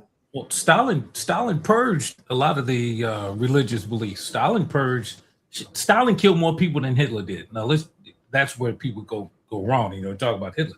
They don't talk about Stalin. Stalin did just as much, but he purged on religious grounds just like Hitler did. Hitler killed Jews, believe it or not. Stalin killed Christians. Fact. And it's crazy before we get kicked off the air. I was, it's your karma. right? Because I always had a question, and I dated. I tried to date a girl, and she was extremely religious. And I was like, because she's like, why you don't ever want to talk about it? I said, because there's certain things you don't talk about with people who don't want to listen. I said, and I'm an inquisitive brother. I say, let me just ask you one question. I don't want you to get mad. I say, but if we were to have a child and I decided to sacrifice our son, would you be okay with that? And she looked at me, she's like, the hell you talking about? I said, well, you said you want a man who's God-like. I said, so didn't God sacrifice his son? I said, so is that what you telling me you want from a man? Somebody who will sacrifice? And she, where you get that from? I said, it's in your book. It's in your book. There's a whole holiday about this shit. It's like page 3. Look on page 3. And I'm like, I said, I read enough to be dangerous. I said, which is why I don't like to have this conversation. I like having people who want to talk because there are parts of the book, as we'll say, when you talking to them, parts of it are real. Then when you say something they don't like, oh, it's just this. They mean this. You're like, well, make it make sense. Make it make sense. And it's like I want to have a conversation because I want to understand what you're thinking, because there's certain things in that that just don't make a whole lot of sense to people who ask questions. If you're a blind follower, it make a lot of sense, but he's all seeing, but he allowed the devil to play with Job. Job life. Don't that make him a narcissist? Because Job had to keep saying how great he was while he was being punished. It's like, I ain't trying to start no shit, but the book says one something. If you read the book with an open mind, the big guy's a narcissist. Because Job got to keep saying how great he is while he's letting another man terrorize him. I was like, I'm not feeling it. I'm not feeling it. And I'm with you. So I was like, but I love to have a conversation, but it ain't to make you mad. It's just to get me how you understand this. See, there's proof of dinosaurs. There's proof of this. And everything says dinosaurs predated Adam and Eve and Lilith. So how could just make it make sense to me? So, what were you going to say, Mo? No, I don't know if you said this, Jomo, but his name is Joseph. His name is Joseph. I want you to don't get put that time out, Mo. Listen, man, it said right there. It's okay. Don't read the sign. Okay, don't read the sign. All right, but yeah. So one of the things I was gonna bring up, I don't know if you said this, Joseph, but Neil deGrasse Tyson, he said, he did a analysis. He said he had to do a deep dive analysis on religion, and people don't like to go into that space with him because this dude, he said, even if it's something I don't like, I'll read it anyway and do an analysis on it. So he did that on religion. And one of the things he realized was that intellects, people who consider themselves intellects, none of them are religious, not one. Because they did the deep dive, they did the investigation work, they had to try to put the pieces together. It's like how they have to put things together for physics, for all that brainy stuff that they do. They did the same thing with religion, and they just don't embrace it. So you recall hearing that, Joe? Yeah. Joseph? Yeah. Yes, Mo Mustafa. Yes, no, but again, it goes exactly back to what we just said. He, on the scientific side, they live in the realm of what you can prove, not what you don't see, but what you can prove. So that, that's a different foundation. Right. Yep. Yeah. I know one time my son, when he was 8 years old, he wasn't paying attention in church. And so I told him to, since he wasn't paying attention, just read the Bible, start off at Genesis. And so I really thought he was just playing, like, how acting like he reading it. But after church, I asked him, I said, so what you read? He was telling me about, he was like, Adam and Eve, and, they had 2 kids, Cain and Abel, and one of them killed the other one. He said, the question I have is, if Adam and Eve made Abel and Cain, where did the other people come from? 2 men can't have babies. Incest in the building, boy. 8 years old, he said 2 men. He don't understand how 2 men can't have babies. So where did all the rest of the people come from? That's why we walk around saying, "What's up, cuz?" We all cousins. What's up, cuz? What's up, cuz? Well, you know what happened again with Noah and his family. That's How also we true. repopulated the world again. Uh, And Noah was 700 years old at the time. and so was a few other Anthony Mason, I'm saying that wrong. He said the religious philosophers, the majority of them who study religion, actually a higher percentage of them are atheists. None of them are tied down to one specific religion. Yeah, it's a conflict. You can't I'm have that. I'm If gonna you ask base one question, and then we're gonna go to Sherry's subject. I want somebody to tell me how on Noah's Ark the animal he kept the animals from eating other animals. That's all I want to know. That's all I want to know. How you keep them from eating them? Because ain't no other food. But it just Yolanda, didn't make what sense. is VBS? Vacation Bible study. Vacation Bible Oh, school. see, that go tell you I'm a heathen. Yes, you are. hey, We're how not gonna disagree. how I many agree with Sherry. wait, I so finally agree with Sherry. Is she a heathen, boy? I agree Did with you know what that was, DVP? Oh, of course not. His little Oh. ears are burning.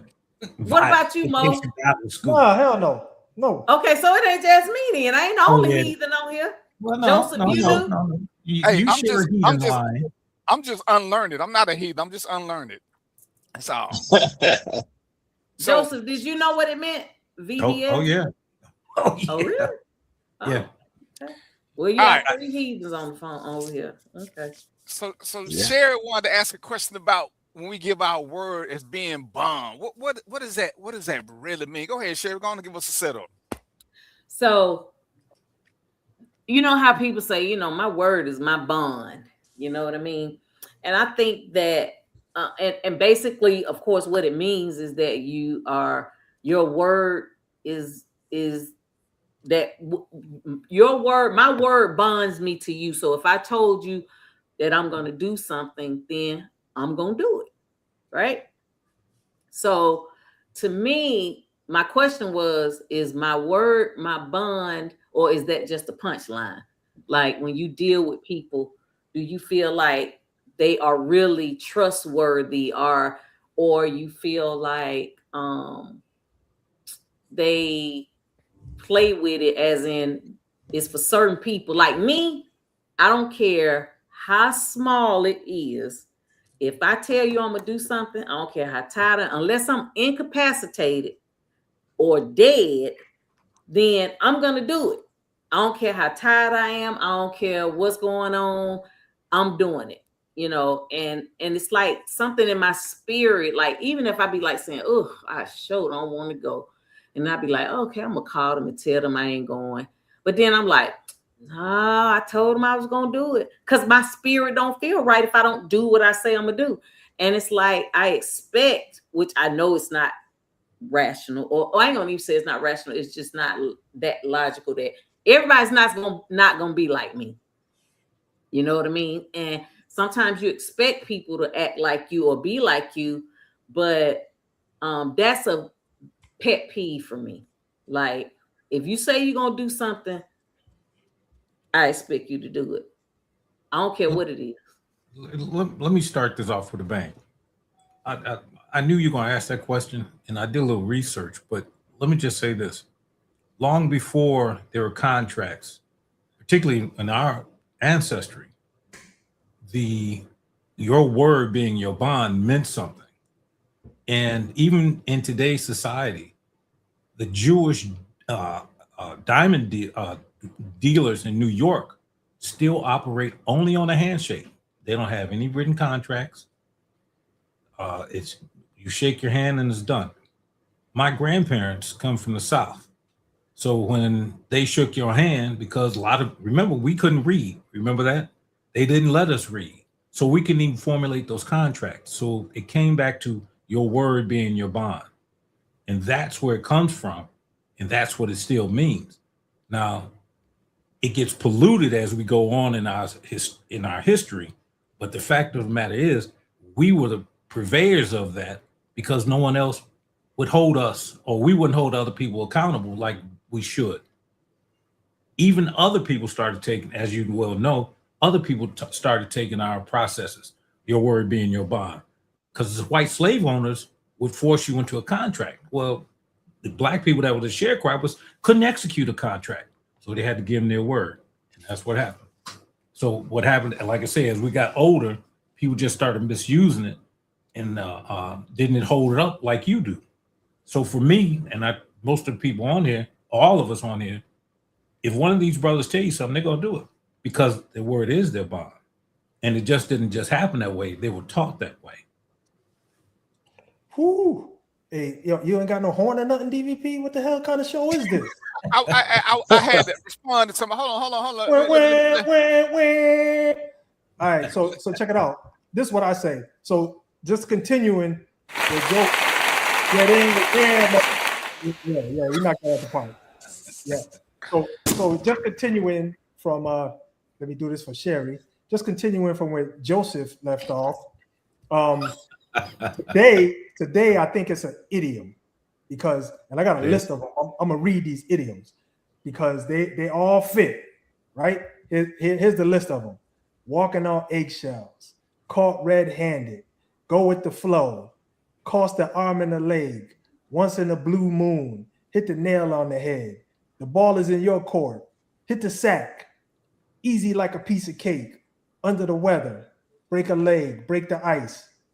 Those kind of things. That's why I think this fits nowadays, more than anything. But, that's following from what Joseph said. I ain't going to keep calling him Joseph, Sherry. That's it, man. That's Joe. You going to keep calling him Joseph. I did my best, Sherry. I tried. That's Joe. Okay. All right.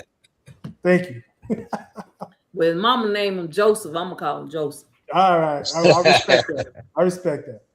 Now, I believe that when most people say my word is my bond, it is supposed to be hold true, and that's supposed to be held to the highest regards, But then sometimes you have to look at the person and understand that they word may not be worth a damn, and they just use it. And then you have to look at people that they give you their word and understand situations may arise and they can't stick to it. So you have to look at it. You have to dissect it in many different ways. Like I say, if I tell somebody I'm gonna do something, then 9 times out of 10 I'm gonna do it. But if that one time I can't understand it, my intentions were good. It just didn't happen. But the intent does not. Yeah, right. But see, again, the intent doesn't change the outcome. So the point of it, to me, anyway, if let's say for whatever reason, if something did come up and I can't do it, then I communicate that to that person. Correct. That I can't do it. It's when people say they're going to do something and don't do it and you don't hear nothing from them. Prime example, my daughter's birthday party this weekend. It was 114 people supposed to come that said yes, they were coming. And 30 of them didn't show up. I mean, it was still a lot of people, but 30 people didn't show up, right? And my thing is that it's not that you didn't come, it's just that it's that you said you would come and didn't come. I would rather you say no than to say you're going to come and don't come. Because when people are having functions and they're counting people and they're spending money because they're counting you, then you owe them the decency to either say, 1, I'm not coming, or 2, show up. Let me just add this real quick. Yeah, I think, Sherry, part of that is, so I don't know. I don't know these people, so I'm not going to qualify them as trustworthy, untrustworthy, but I'll just say this. Our society has been set up to be one where we try to appease or placate or tell people what they want to hear. And sometimes that comes out and you don't follow through. So that's what could have been going on. But at the same time, if I run into somebody like that, I can't trust you. Yep. Yeah, and my thing is, and then if you don't invite them, I heard you had the party and you ain't even invite me. And you know what I tell them? Because every time I invited you, you say you was coming, you ain't come. See, I don't hold my tongue. Yeah, no, that's true. That's true. You gotta say That's true. And so for me, it's like my word, when I say it, I mean it. Like, y'all remember that guy I told y'all I liked that kissed me, whatever, right? We didn't take the romantic route. And but I remembered that I invited him to the party. So being that I invited him and he said he was gonna take off work, that's when we was on that different road. I felt compelled to ask the week before, are you still coming to the party? Not necessarily because I wanted him to come or didn't want to. It didn't matter because we didn't take the romantic role, but they're still my friend. You get what I'm saying? So I feel like, let's say I felt like I would have been damned if I didn't, damned if I don't, because if the person took off work and I knew they took off work to do it, right? And then I didn't say anything, it'd probably be like, oh, you had a party, you ain't even hit me back up, because we hadn't been talking on the phone and all of that, but I still invited them. So I felt like it was only the right thing to do to ask him, was he still coming? Right? He didn't come, but my point is that I felt like because they were still my friend, even though we don't talk like that, and I invited them, then I asked. So, man, let me just say, you're a good woman, Sherry. Most women would be like, FTB. Y'all know what that is? F that boy.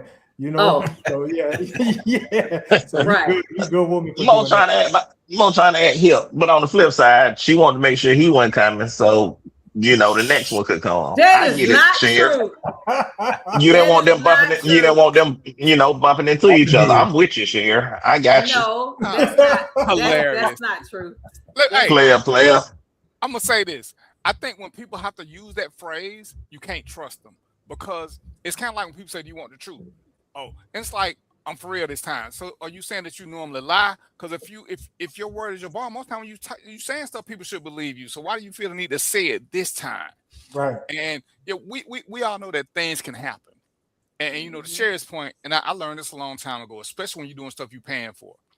Because like I still teach, but I tell people I won't teach classes now without a down deposit. Because when you make people pay for something, they're more likely to show up. Because when you first put it out, as Mo was saying, everybody say, "Oh, I'm gonna come," and you plan a class for 100 people and 27 show up. So all the money you done spent for these other people, that's money wasted you can't get back. Sherry got a party, 100 of her friends say they come, and we know the pure numbers say expect 50. Yep, that's what I get enough food for. You're gonna generally lose about 20% of people with good intentions who forgot to tell you they ain't coming or whatever. But even with that, once you order, you can't start canceling stuff, but you want to see who genuinely gonna come. And a lot of people don't do what you do, Cher. Because I tell people, whenever you do this, you need to send out something a week or two before. I know everybody too busy planning to do this, but you need to, because a lot of people. Not me. You get a reminder. I set it up for a reminder. Right. All that. Because a lot of times, if you schedule a party 2 months away, people ain't remembering that stuff. Because people, as much as we use these smartphones, people won't put stuff in their smartphone, and they be, "Oh, I forgot I had this."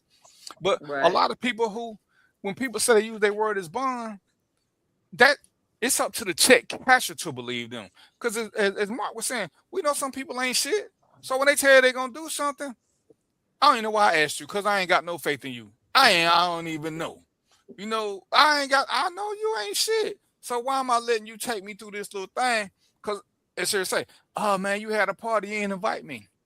You're right. Remember them other 3 that you said you were gonna come into? So I stopped inviting your ass. I'm wasting my energy. So I only invite people who I think gonna come. And I'm okay with 7 of the 7 I think gonna come when I ask them, as opposed to me asking 50 and them same 7 still coming. Because I already know. I ain't got to say they put in their calendar. Hell, they calling me the week before. "Hey man, we still doing this next Tuesday?" We still on, player. So that whole thing, and a lot of us, as when I watch these reality shows, the money shows, they ain't got no sweat equity and stuff. They word don't mean shit. They ain't got nothing to stand on. they ain't got no. They already a bad character because when you say you're gonna do something, and we know shit happens, but when you tell me, Mo said, I'm picking on you, Mo. Mo said, DVP, I want that shirt. I said, okay. That was the end of that conversation for me. There was that. I asked Mo one question. What's your address? He sent it. I got it. When I told Mo I wanted the book, even though it ain't autographed, but that's a whole nother show, I got the book. You done said that twice, so you need to get him a book. I mean, I got one. I need an autograph book. I don't have an autograph. My books are like, you know what I'm saying? They make it look like I'm a nobody. It ain't like I know. Hey, DVP. Yes, sir. Mo say, yeah, Mo. I said I want a book. He said I'm gonna send you a book. What's your address? I done texted that man my address 4 times. No, you didn't. I'm glad I read the book with him because other than that, I still want. DVP has reached out and get me a book on several times. Yeah, he was reading it to me. He was. Yeah. Was he sitting on your? Were you sitting on the lap? Oh goodness, Jesus, man. Or he just tucked you in? See, he's here. He let it go 1 inch. I be trying to give you a pass, Sharon. Then you are fully engulfed in this bullshit now. Moving forward. I mean, well, hell, you and DVP were going on a date. Yeah, and we was gonna enjoy ourselves too. And we understand the definition. So, but hey, Anthony, but why do people feel the need to be a part of something they ain't gonna be a part of? See, I get invited to party. People ask me, and everybody know I'm not coming to most shit. I'm not even gonna tell you I'm gonna come. And if I do come, I'm gonna come for like 10 or 15 minutes because I'm gonna tell you no, just in case I want to swing through. I've probably been to 3 birthday parties and nobody expected me because they're not gonna see me. And if you ain't there quick and with it, you heard that I was there, but ain't nobody gonna see me. But I'm not finna do something, especially if I know it's costing you money. Don't count me in your money count. Don't count me with the food because I ain't gonna eat enough to count. I ain't gonna drink enough. But we love to be a part of something. You know, I used to have don't judge me. I used to have suspension parties because I got suspended more than I didn't. And so I was like, fuck it. But I knew who was gonna come. And it's like, you know, first like, oh man, you ain't invite me, bro. When you come, everybody who come to my party got money because they know I got suspended. But we having fun. We having fun. We not sitting around. Me and the fellas, we go to this party. When we order around the drinks, Mo pay one time, Mark pay one time, I pay one time, Joe pay one time. And then you looking at me out. Because it's just fellas. You're not supposed to pay, and you're not supposed to pay. But you know, this is only one of the boys. But when it's the other friend time, he like, hey man, everybody order tequila. They been ordering beer. Bro, that ain't how we do shit. And if you that tight, you know what I'm saying, you don't need to hang out with us. We just order what we order. Whoever time it is, just their time. But ain't nobody thinking about this shit. Because people are they want to be part of something. But their word ain't worth shit. They ain't worth shit. So it's on us, really. Why do we even validate some of these people with shit? Why? But, oh man, you know my word is my bond. And I can name 3 instances where it wasn't. So let me discount you. It's the same thing people say, oh, I'm going to keep it 100. What does keep it 100 mean? It mean I'm finna say some disrespectful shit, but I'm letting you know I'm keeping it honest. Why you got to be disrespectful? Anybody ever heard somebody say I'm going to keep 100 and didn't hear a disrespectful statement right after that? Yeah. I have. As soon as they said they finna say some disrespectful shit. So it's not that they saying disrespectful. They just finna say something that you don't want to hear. So, Mark, when your girl say, is this dress ugly? You know what you can say? I don't like the way it look on you. You ain't gotta be like, yeah, I'm gonna keep 100. Yeah, that shit ugly as hell. You ain't gotta do that. Your intent is. But you say, I'm gonna keep it 100 with you. I don't really like that color on you. Exactly. But it's not disrespectful. Right, but when you say I'm gonna keep 100, yeah, that's an ugly ass dress and make you look fat as shit. That's keeping. I don't need to do all that. Keep it 100. You shouldn't have to qualify it. Why you gotta qualify it? Right. No, because for me, when I'm talking to some of my close friends, and they'll tell you, man, I'm gonna keep it a bean with you. I'm gonna keep it a buck with you. I know that right now they finna be honest about whatever their response is. It's not disrespectful. They just finna be honest about it. But wait a minute. So wait. Let me get this. I gotta ask this. So any other time they're not being honest? Right. So no. Because it's a thing that we have. Like when I was coaching, we had to say 1%. 1%. There's 1% of the time I need you to be serious Because now that the rest of the time we be bullshitting. So now I need you to know that I'm finna be serious in this moment. Mm-hmm. Because I'm a shit talker. I get I what he's bullshit saying. you. Don't that have So, something to do with the question, though? The question tells you whether or not we serious. No, it don't. No, it doesn't. Okay. Hey, Mark. I'm about Mark. to agree with Mark again, y'all. Hold on. Yeah. Lord. Go ahead, Mo. No. So no, never mind. Go ahead, Sharon. But the thing is, we bullshit so much, and you have to say, "Hey, man, 1%," or I got to keep it a buck with you, letting you know that this is not the time. We ain't bullshit now. Now I'm just being open and honest with you, and we Mark, have to. But that's what people. Yes. if I say, hey, man, I ain't going to be here at the show next week because I got a funeral to go to, what are we going to laugh and joke about? See, I'm dog. It depends on the funeral. Well, dang. Oh, no, I ain't that dog. See, I done See, told like, plenty. say we talking Jeff, and we laughing. Like, we laugh and talk about something. Like, oh, girl, let me tell you the truth. I'm finna tell you the truth. It's not that I'm lying. It's just the moment and the emotion of what we talking about. And laughing. And then say, then such and such do that. Keep it 100 now. Keep it 100. You just telling them to tell the truth. You know, I think it's just how people move, because I never do that. If it comes out of my mouth, you getting it. Listen, I'm gonna try to couch it so that you can receive it properly. I might not be successful, but I'm gonna try. But it's always gonna be the truth. Listen, I had this problem. Okay, I do have to lie sometimes because my wife make me do these damn with these dress shows, right? She get her dresses, 100,000 damn dresses from Amazon, and I gotta sit there. You like this one? And you like this one? You like this one? You like this one? And you know, I really keep it 100%. I just say, listen, I don't like that one. I don't like this one. I like this one. But I'm fighting, and I ain't gonna have a good night's sleep that night. I'm gonna leave it at that. but that's the issue right now. You can't be honest. That's a big problem. Honest. That's why I can't sleep that night, because I was honest. So you gotta lie. No, hell no, I don't lie, man. No, he's telling the truth, and he can't sleep. Because I'm gonna sleep like a baby. No, you're not. No. Oh, bullshit. Bullshit. You gonna get stabbed up or Al Greened up. You ain't sleeping like no baby boy. See, so y'all just got there. Let's just go and get these lies out. No, if they ask for the truth, tell the truth. I agree with DVP when he said that it's a learned phrase. Like, a lot of times people just saying it, you know, but they don't really mean it. It just, to me, I think it's in context too. Sometimes it's the context. Well, you know, what are y'all doing at that time?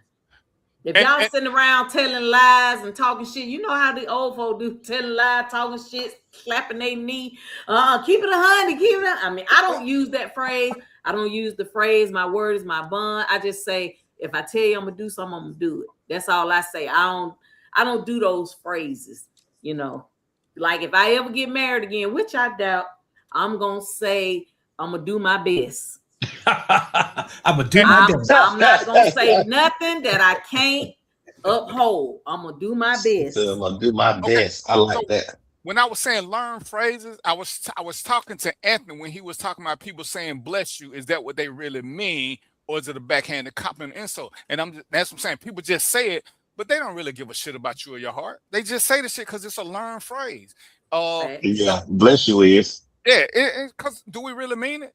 Because hell, most whatever. I don't. I just say it. Most of us ain't really. It's just something we learn to say. Bless you, bless you, bless you. Why do you say bless you? Because what we told, when every time you sneeze, your heart stop beating for a second or whatever that shit is. We just say this shit over and over and over again. I never knew that. But most of these people, because it ain't true. But most of these people ain't sending blessings your way. They ain't, cause be hungry and see if they bless you with some food. They not. But it's easy to put words out there. Sidebar. No, it's an interesting fact, man. I work with a lot of Russians. What do Russians say when people sneeze? Gesundheit. Nope. No, they said be blessed. No, that's German. Keep German living, something like that. Oh man, Sherry got a good memory. Nah, they're not religious. They just say good health. Yeah. Good health. Good health. That's it. Something like good that. Good health. Mm-hmm. Right. Use that one. Good health. Yeah, I remember that. And happy wife, happy life, that's a narcissistic statement, because if it ain't a Happy spouse, happy house. right, because that means you only catering to one person, which means you don't mind being abused. Because I hate that phrase with three passions, and I get why we would say it, because when we're joking, we will all agree if our wife ain't happy, ain't nobody happy. But I guarantee you one something: if we ain't happy, ain't nobody happy either. Yep. Happy If spouse, happy yeah. house. Because if we ain't happy, it finna be hell up in Harlem. You know what other phrase I can't stand is cheaper to keep 'em. I hate that. I hate that with a passion. And the reason I hate it so much is because most men, even women do this too, but stay in marriages or relationships because of the kids or because of, how much financial things they got intertwined and all of that. And my thing is this, for me anyway, like, if I'm happy, I can work out every damn thing else. So I would ask myself, if somebody said to me, it's cheaper to keep her. What is it costing you emotionally, mentally, spiritually, physically? Ooh. To me, it's too high. For me, if it costing me all that, that's too high. Yeah, that's a good point. Because all they talking about is financially. Yeah, that's right. That's a good point. But and I'm gonna tell you why I don't hate the phrase, because one, it's true, and we could talk about the emotional and all that, but that's why dudes work other jobs and won't go home, because they can find peace somewhere else. But that financial part that we try to play around and act like it don't exist, when you paying alimony, I guarantee you that most men, and it's a man's statement because most times that's who end up paying alimony or whatever, they not spending $1,000, $1,500 a month on a woman. So it is cheaper to keep her there and be unhappy, because now you're gonna be broke. You living in somebody's basement, so you're still unhappy, and now you're unhappy and broke. So I can't really fault that statement, because everybody ain't a basketball player. But when you hit some of these dudes up and they got to pay this and still try to function in a life, because, and this is the crazy thing I learned. When you have a child, they look at your income and they take a percentage. That ain't how alimony works. Because if it did, then we could get rid of that phrase. But some of these brothers, they don't go, the way it's set up, and it's a crazy thing. But see, sometimes that part is true. It is cheaper to keep her. You've been unhappy. We've been living through unhappiness forever and ever and ever. It's hard to live through being broke, though. It's hard as hell, because all y'all on here got at least $30. We know that money provides security. We know this. Only people who say money don't mean nothing is broke folk, because they ain't never had none. But would you rather be unhappy in your house or happy and free as a bird stand up under the bridge? I think I would say realistically, none of us would be up under a bridge. Okay. That what them folk on the bridge think too, though. Don't nobody ever think they're gonna be up under the bridge, Sherry. No, a lot of them some of them people under the bridge are content being under the bridge. A lot wake up saying when I grow up. A lot of them homeless people have mental illness. Majority of them have mental illness. But first of all, there's always an exception to the rule, okay?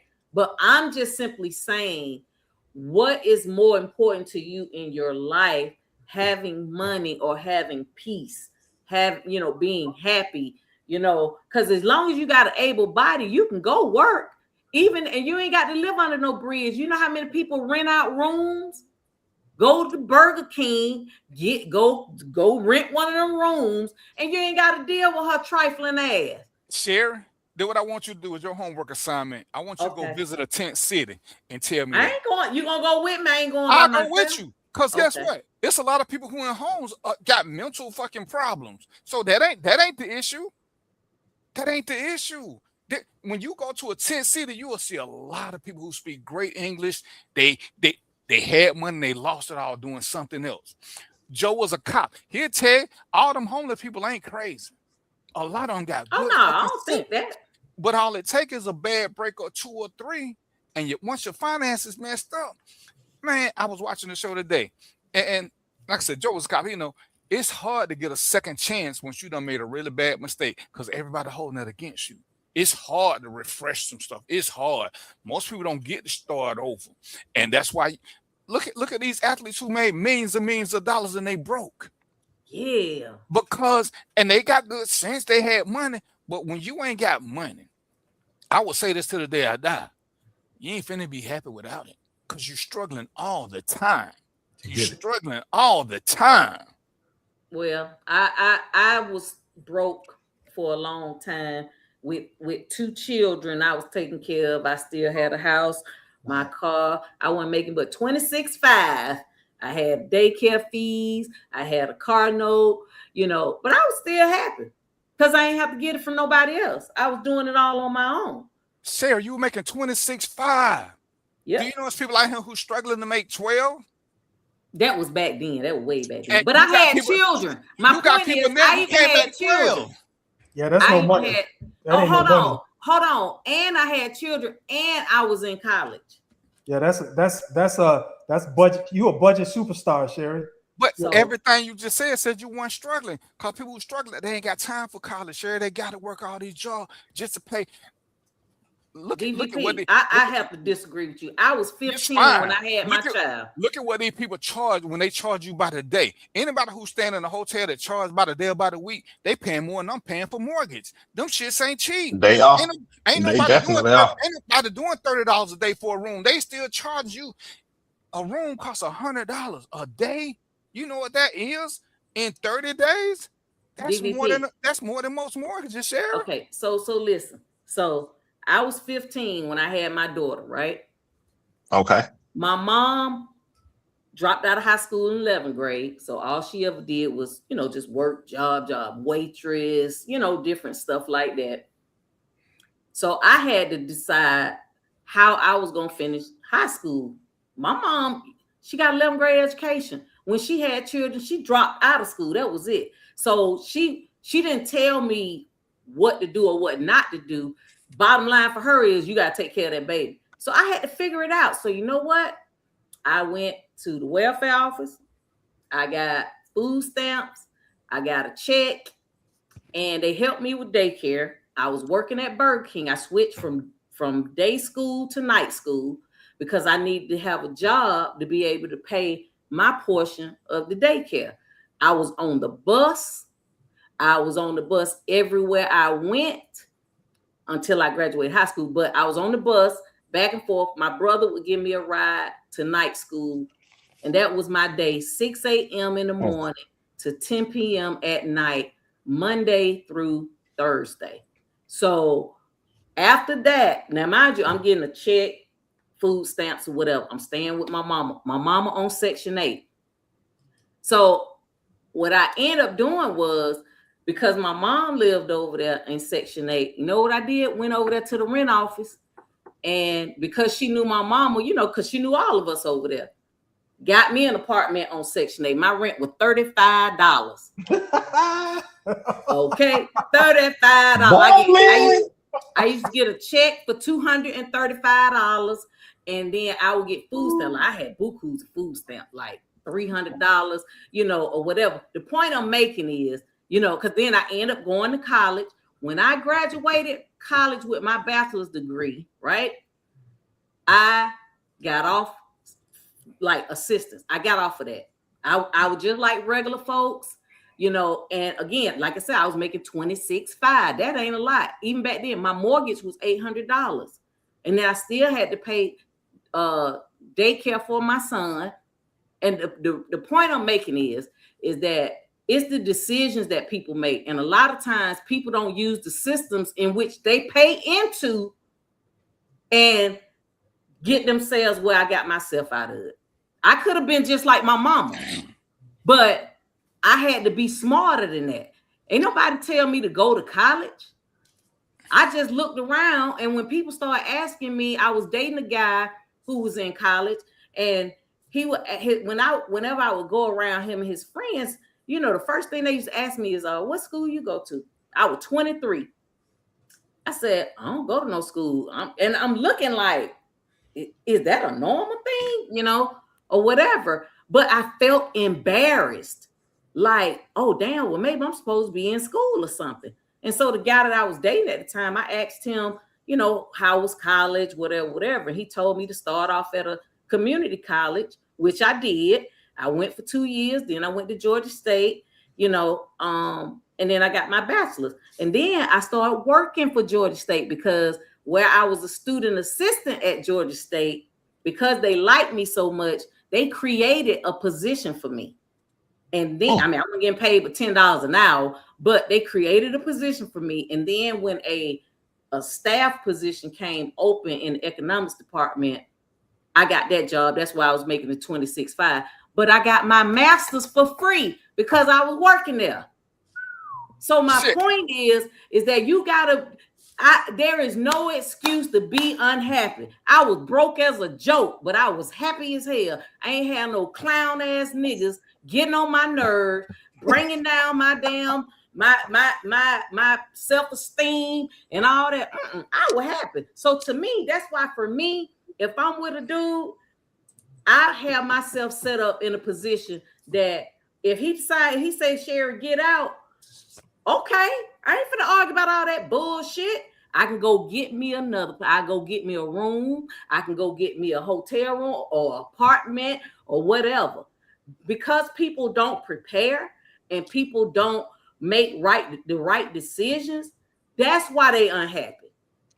Sherry, I'm gonna sit here and tell you, Yolanda said it best. You were blessed. Ask any man with a child where he can go. There is nowhere. There are no shelters for men with children. Not one. I've been fighting for this for 15 years. There is nowhere a man with a child can go. Nowhere. He can't get welfare. WIC stands for what? Women and infant children. Women and infant children. It don't stand for parent and infant child. It says women. So I hear what you're saying, Sherry, and what I would say, don't take this personal. But when you go out there, that's why I picked on Joe. We see homeless people all the time. A lot of them are not crazy. They had a string of bad luck that they cannot overcome. So, because when a man get arrested because he's out there being a vagrant, same thing don't happen to women. Because a man, Joe know this. We can take a woman to a woman's shelter. To get into a man's shelter, it's a long ass line. So he gonna end up going to jail. Now that he got a jail record, he ain't finna get none of them breaks you got, Sherry. You had somewhere to stay. So your situation ain't even close to the norm.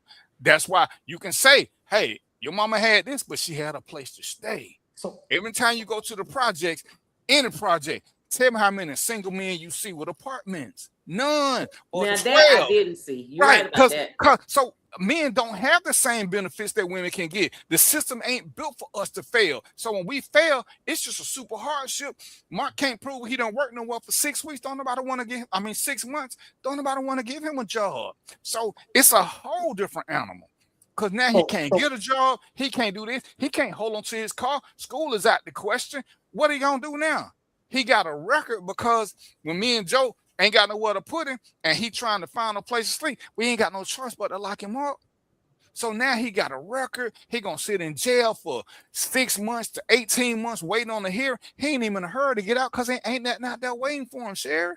So we can't keep saying ain't no excuses. So no, I'm saying people like you, Joseph, y'all regular people. If y'all have to pay alimony, y'all able-bodied, get out there and get 2-3 jobs like them Jamaicans. You can make it work. You ain't gonna be outside under the bridge. Joe, Mo, Mark, I guarantee you, we are not regular men. We are not regular men. When somebody tries to say, oh, you different because you got up out the hood. I am different. Everybody don't make it up out the hood. Everybody don't get to make it to what Joe make it. Hell, Mark got his own business. This ain't what happens with normal black men. Yeah, we are fucking exceptional. It don't happen there like that. We know some who are, but we know more who aren't. Because we can sit back and point to people we grew up. We can all go back to our hood. Well, if they still existed, it's still some people in them same hood that we grew up with who are doing the same shit because they could never get ahead. And some of it because they didn't want to. But a lot of them dudes are smart. Hell, most of the best athletes at the school when we was in time, a lot of them ain't doing good because that's all they knew. They didn't get the education. They were never smart enough. So we can't sit back and say it's all on them because there is no system for it. Remember now, men just got to the point where they could cry and not be clowned. So if you ain't got shit, everybody keep telling you, go do this, go do that, go do that. It ain't the same. A woman can sit back and go to jail and get a second chance. A man can't get that. What you got, So Mo? he can go find him a fat girl who lonely and live with her.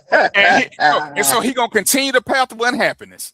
That's all I'm saying. He gonna continue being unhappy. He just do it till he get on his feet. It's just like the welfare system. I did it till unhappy. I got on my feet. Unhappiness was the point. He's still unhappy, so he might as well stay in this unhappy ass relationship. So you're gonna leave one. I went to a female thing, and a dude said this shit was the dumbest shit I ever heard. He told women, ladies, stay with the man who beating you, because you don't know what the next man who beat you gonna do. I said that's the dumbest shit I've heard, but shit, that's what you saying. Leave one bad situation and go to a worse situation. Bad is bad. Why not stand in one? What's up, Ernest? Why Living with a fat girl and under a bridge are two different things.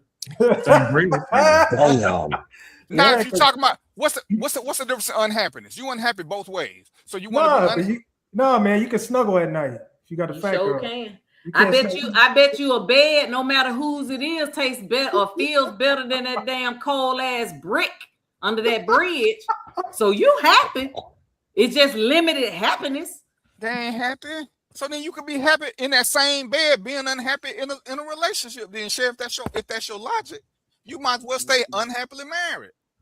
Keep it a keeper. Bam. What's the difference, Sheriff? According to your logic, what's the difference? The difference to me is I'd rather be by myself struggling, doing what I need to do for me. You can't do by yourself. Where I need to be. No, Sheriff, don't cheat. Than to be with somebody I don't want to be with. You just said go be with. So Sheriff, go be with the fat guy. So you got a place to stay. And have to do what you got to do. Let me tell you something. Let's just say. Let me tell you something. Hold on. Then she just tell us to go to the fat girl. Then she tell us to go to the fat girl. I'm finna give it to you. This me. Now, this me talking. Yolanda, let me know if you down. If for whatever reason I become homeless, first of all, I ain't gonna never be homeless long as I got a snatch. Okay, I will go find ugliest, no hand in a wheelchair that get a damn check. He can't do nothing. All he want to do is look at it. And I'm out. And I will stay with him. And I promise you, I will be happy sleeping in that bed with that no arm, ugly man. God, than I would under. Damn. Yeah, Yolanda, you ain't gotta agree with that shit, Yolanda. I will work at McDonald's and save every dime because he paying the bills. You got to be smart about it. And he wants you to stay in that house and take care of him. So the minute you walk out the house, okay. Go to a job, but you know what? He got disability. So you know what? I'm gonna research and see what other shit he can get for free. Maybe we can get a nurse to come 3 times a week. That man, I call it draw. Job, but then his life. It's a draw, man. Y'all traumatized me. It's a draw. Share giving all these benefits that ain't legit. Stop playing. Let me tell you something. I told my daughter. I told my daughter she better not never come to me and tell me she homeless. Cause baby, you got something that they want. And some of them, you get an old man old enough, hell, he can't do nothing but look at it anyway. Look at it. Damn, Sheriff. Why you keep coming up with these fake ass scenarios? After you leave Tent City, Sheriff, I want you to go to some of these women's shelters and tell you me keep why forgetting. I'm not going to Tent City. Right. So I'm going to the ugly man house. Shelter, Sheriff. Go to the women's shelter and tell me all the women in there ugly, Sheriff. They got snatches, and guess what? They still homeless, Sheriff. I don't know what make you think a snatch ain't gonna make you homeless. That's why they got decisions that they're making. No matter where you go, you're gonna always find more women's shelters than men's shelters. And all the women ain't ugly. They got the same snacks. And guess what? Ain't nobody letting them come stay, Sheriff. But listen to what I'm saying, DDP. This is the part that you're not getting. What you gonna do? You got like I said, you ain't gonna be homeless. Like they got snatches. They got snatches. They homeless, which means you're gonna have. Which means you're gonna pimp yourself out to another man, which ain't what you tell your daughter to do. They're gonna call me Roxy. Ain't nobody gonna want that stinking snatch because you homeless and can't wash it. Roxy. That's gonna be my name, Roxy. Roxy. First of all, I don't understand, and this is being serious, is that women that have children, why are they homeless? Because you have Section 8. You have so many benefits that are available to you. So Is it that they've done something and they can't get those benefits? Like, I don't know if it matters if you committed a crime. I don't know what that situation is because it's I a just 5-month never waiting lived that list. life. It's a 5-month waiting list. 5 The months. Section 8. Yes. But they can work, right? It's 2 years here. 5 years. I'm sorry. See, but they can work, right? Can they? Who gonna watch the baby while they working? That's true. That's but like I said, and see, it was different back when I was, when I was struggling, because they had every benefit under the sun. Now things have changed. So I don't know what they have to offer people now, but I would that's say, why I'm saying go out now and talk and see, because it ain't nothing like that. It ain't nothing like that. When you got to wait 2-3 years to get a place to stay, you got to wait 2-3 years to get your kids something to eat, and you saying you won't do this or you won't do that. well, and I definitely I get what you're saying, but again, to me, it still goes back to their choices. How many children you have? If you know how we got some people that just don't understand birth control. My friend girl had 3 of her daughter's children because somebody took one of the other ones. Sherry, yes. When you decide to let this fat dude have his way with you, because that's where you're gonna stay. I ain't say he was gonna be fat. I said he was gonna be crippled. Okay, but when he crippled and to gain compliance over you, he put a little something in your drink and turn you into an addict. Your life has changed. It ain't because of now decision you made, Sherry, or the decision you made not to sleep under the bridge, because under the bridge you couldn't have got drugged. But once you in this man's house, he drugged you, and shit, the rules just changed right then, because now you a junkie, Sherry. You act like we going deep. We going deep. I'm saying Joe, on the Joe, am I going deep, Joe? Ain't most of these women, Joe, most of these women get drugged at some point, and that's what took them on that path. So, Sherry, I'm going deep. Some of the things we talking real life. You talking about people you know. Me and Joe don't deal with people we know. We have to deal with real life. Joe, how much of this is hyperbole? I can honestly say about none. Everybody don't have the decision where they can stay at home with their mama. They don't. Yolanda was a prosecutor. They don't have the decision where they got a safe family member. They don't have a decision where it won't get them put into a sex trafficking ring. Sherry, it ain't got. It's circumstances. They can make the best of decisions. Some of the smartest girls have had to become streetwalkers because they got with a dude who had a place for them to stay. But it said, have a drink, have something to eat, put a little something in food. Her whole world changed just like that because she didn't want to sleep on the bridge. So that is the reality. So it ain't like they can sit there and say, oh, hell, the women out there who selling their snacks, guess what? They still homeless. They still staying in their room by the night. Yeah, they getting a room for him. It ain't that simple. What I'm saying, it's even worse for men. Is that there are always exceptions to the rule. And you were an exception. Some people are right. I ain't the only person that's an exception, but these four gentlemen, we are the exception. What I'm saying is like what you said earlier. We have to be accountable for some of the decisions that we make. And if some of these women or men are in particular positions, it probably stemmed from a decision they made, good, bad, or indifferent. But that was the effect of their actions. Could I add one thing? Could I add one thing here? As of today's date, let's say today is the 15th. There's 64,000 missing Black young women. They are the largest singular missing group in this country. 64,000. You don't hear shit about them. So if we take that into account, and that I think I honestly, being in this business or formerly in this business, I still think the number's low. So where are they? So are they being sex trafficked? Are they being trafficked internationally? Are they being murdered? Which probably is more likely than not. So those numbers should frighten anybody, particularly us. All right, it's 7:59. We got to give some parting shots out right here. We got to give some parting shots. Go ahead, go ahead, English teacher. We're gonna start with you. We're gonna do ladies first. Don't get cute. I can't help myself. Ugly one wheelchair riding fella. I appreciate y'all saying that I was blessed. I feel like just life in general, I am blessed. Just period. It has nothing to do with what I have, don't have, or anything like that. But I do believe that sometimes you can have people raised in the same house, same rules, and all of that, and people make different decisions based on, whether it's peer pressure or whatever. But I feel like initially we are responsible for some of the decisions that we make, because I think the decisions you make dictate the life you lead. But yeah, DVP, don't be hollering at me, and I am gonna get me a fat man.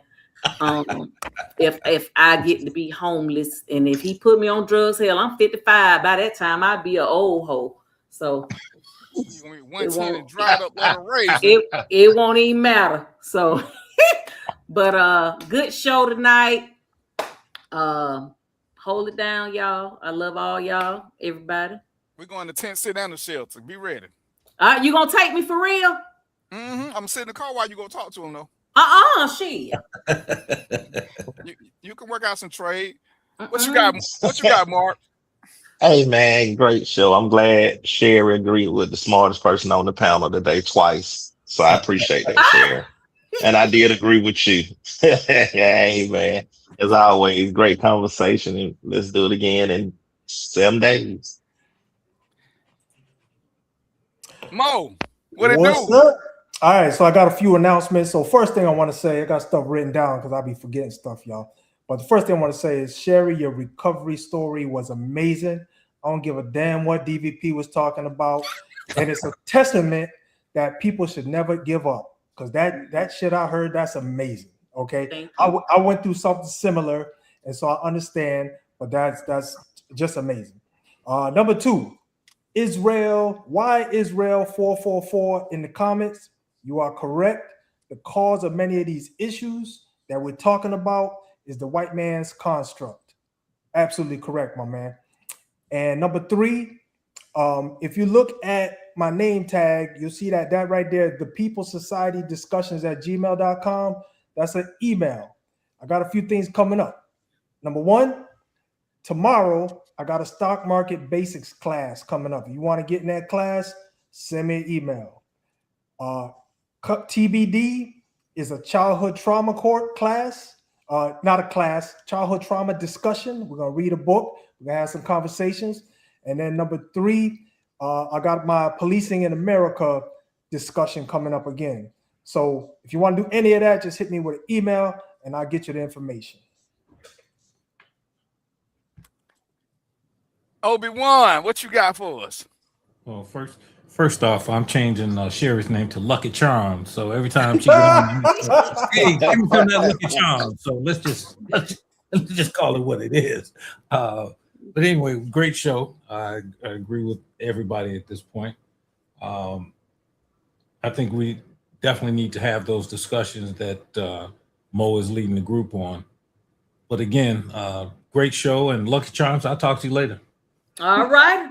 That's a good. Hey, I like that. I like that nickname. I'm gonna use that, man. We gonna call her Lucky Charms. Her name so has been changed as of 8:03 on the 15th. Professor Sherry is now called Lucky Charms. All right. I appreciate y'all joining in and watching these misfits do what they do. Mo, ain't nobody on this show. I want to say they got moral standards, and they probably do. They probably in the closet somewhere. You can't corrupt none of them other than me, because I'm the only one who still like got some point of purity. But I want to thank them for coming on, and I want to thank the people who comment in the audience. If some of y'all want to talk about, if y'all know us, hit us up, shoot us a text. You can inbox us. If we don't know about it, which is rare, because Joe got a book on everything, and I do mean everything, we'll find somebody who can talk about it. We're gonna do some more conversations about money and finances and investing and all kind of stuff. But y'all know that I appreciate y'all joining us on this Wednesday when y'all should be in Bible study, because y'all all heathens. So until next week, y'all know what it is, right? Peace, popcorn, and chicken grease, and we out. Let's see if I can find this exit. Later.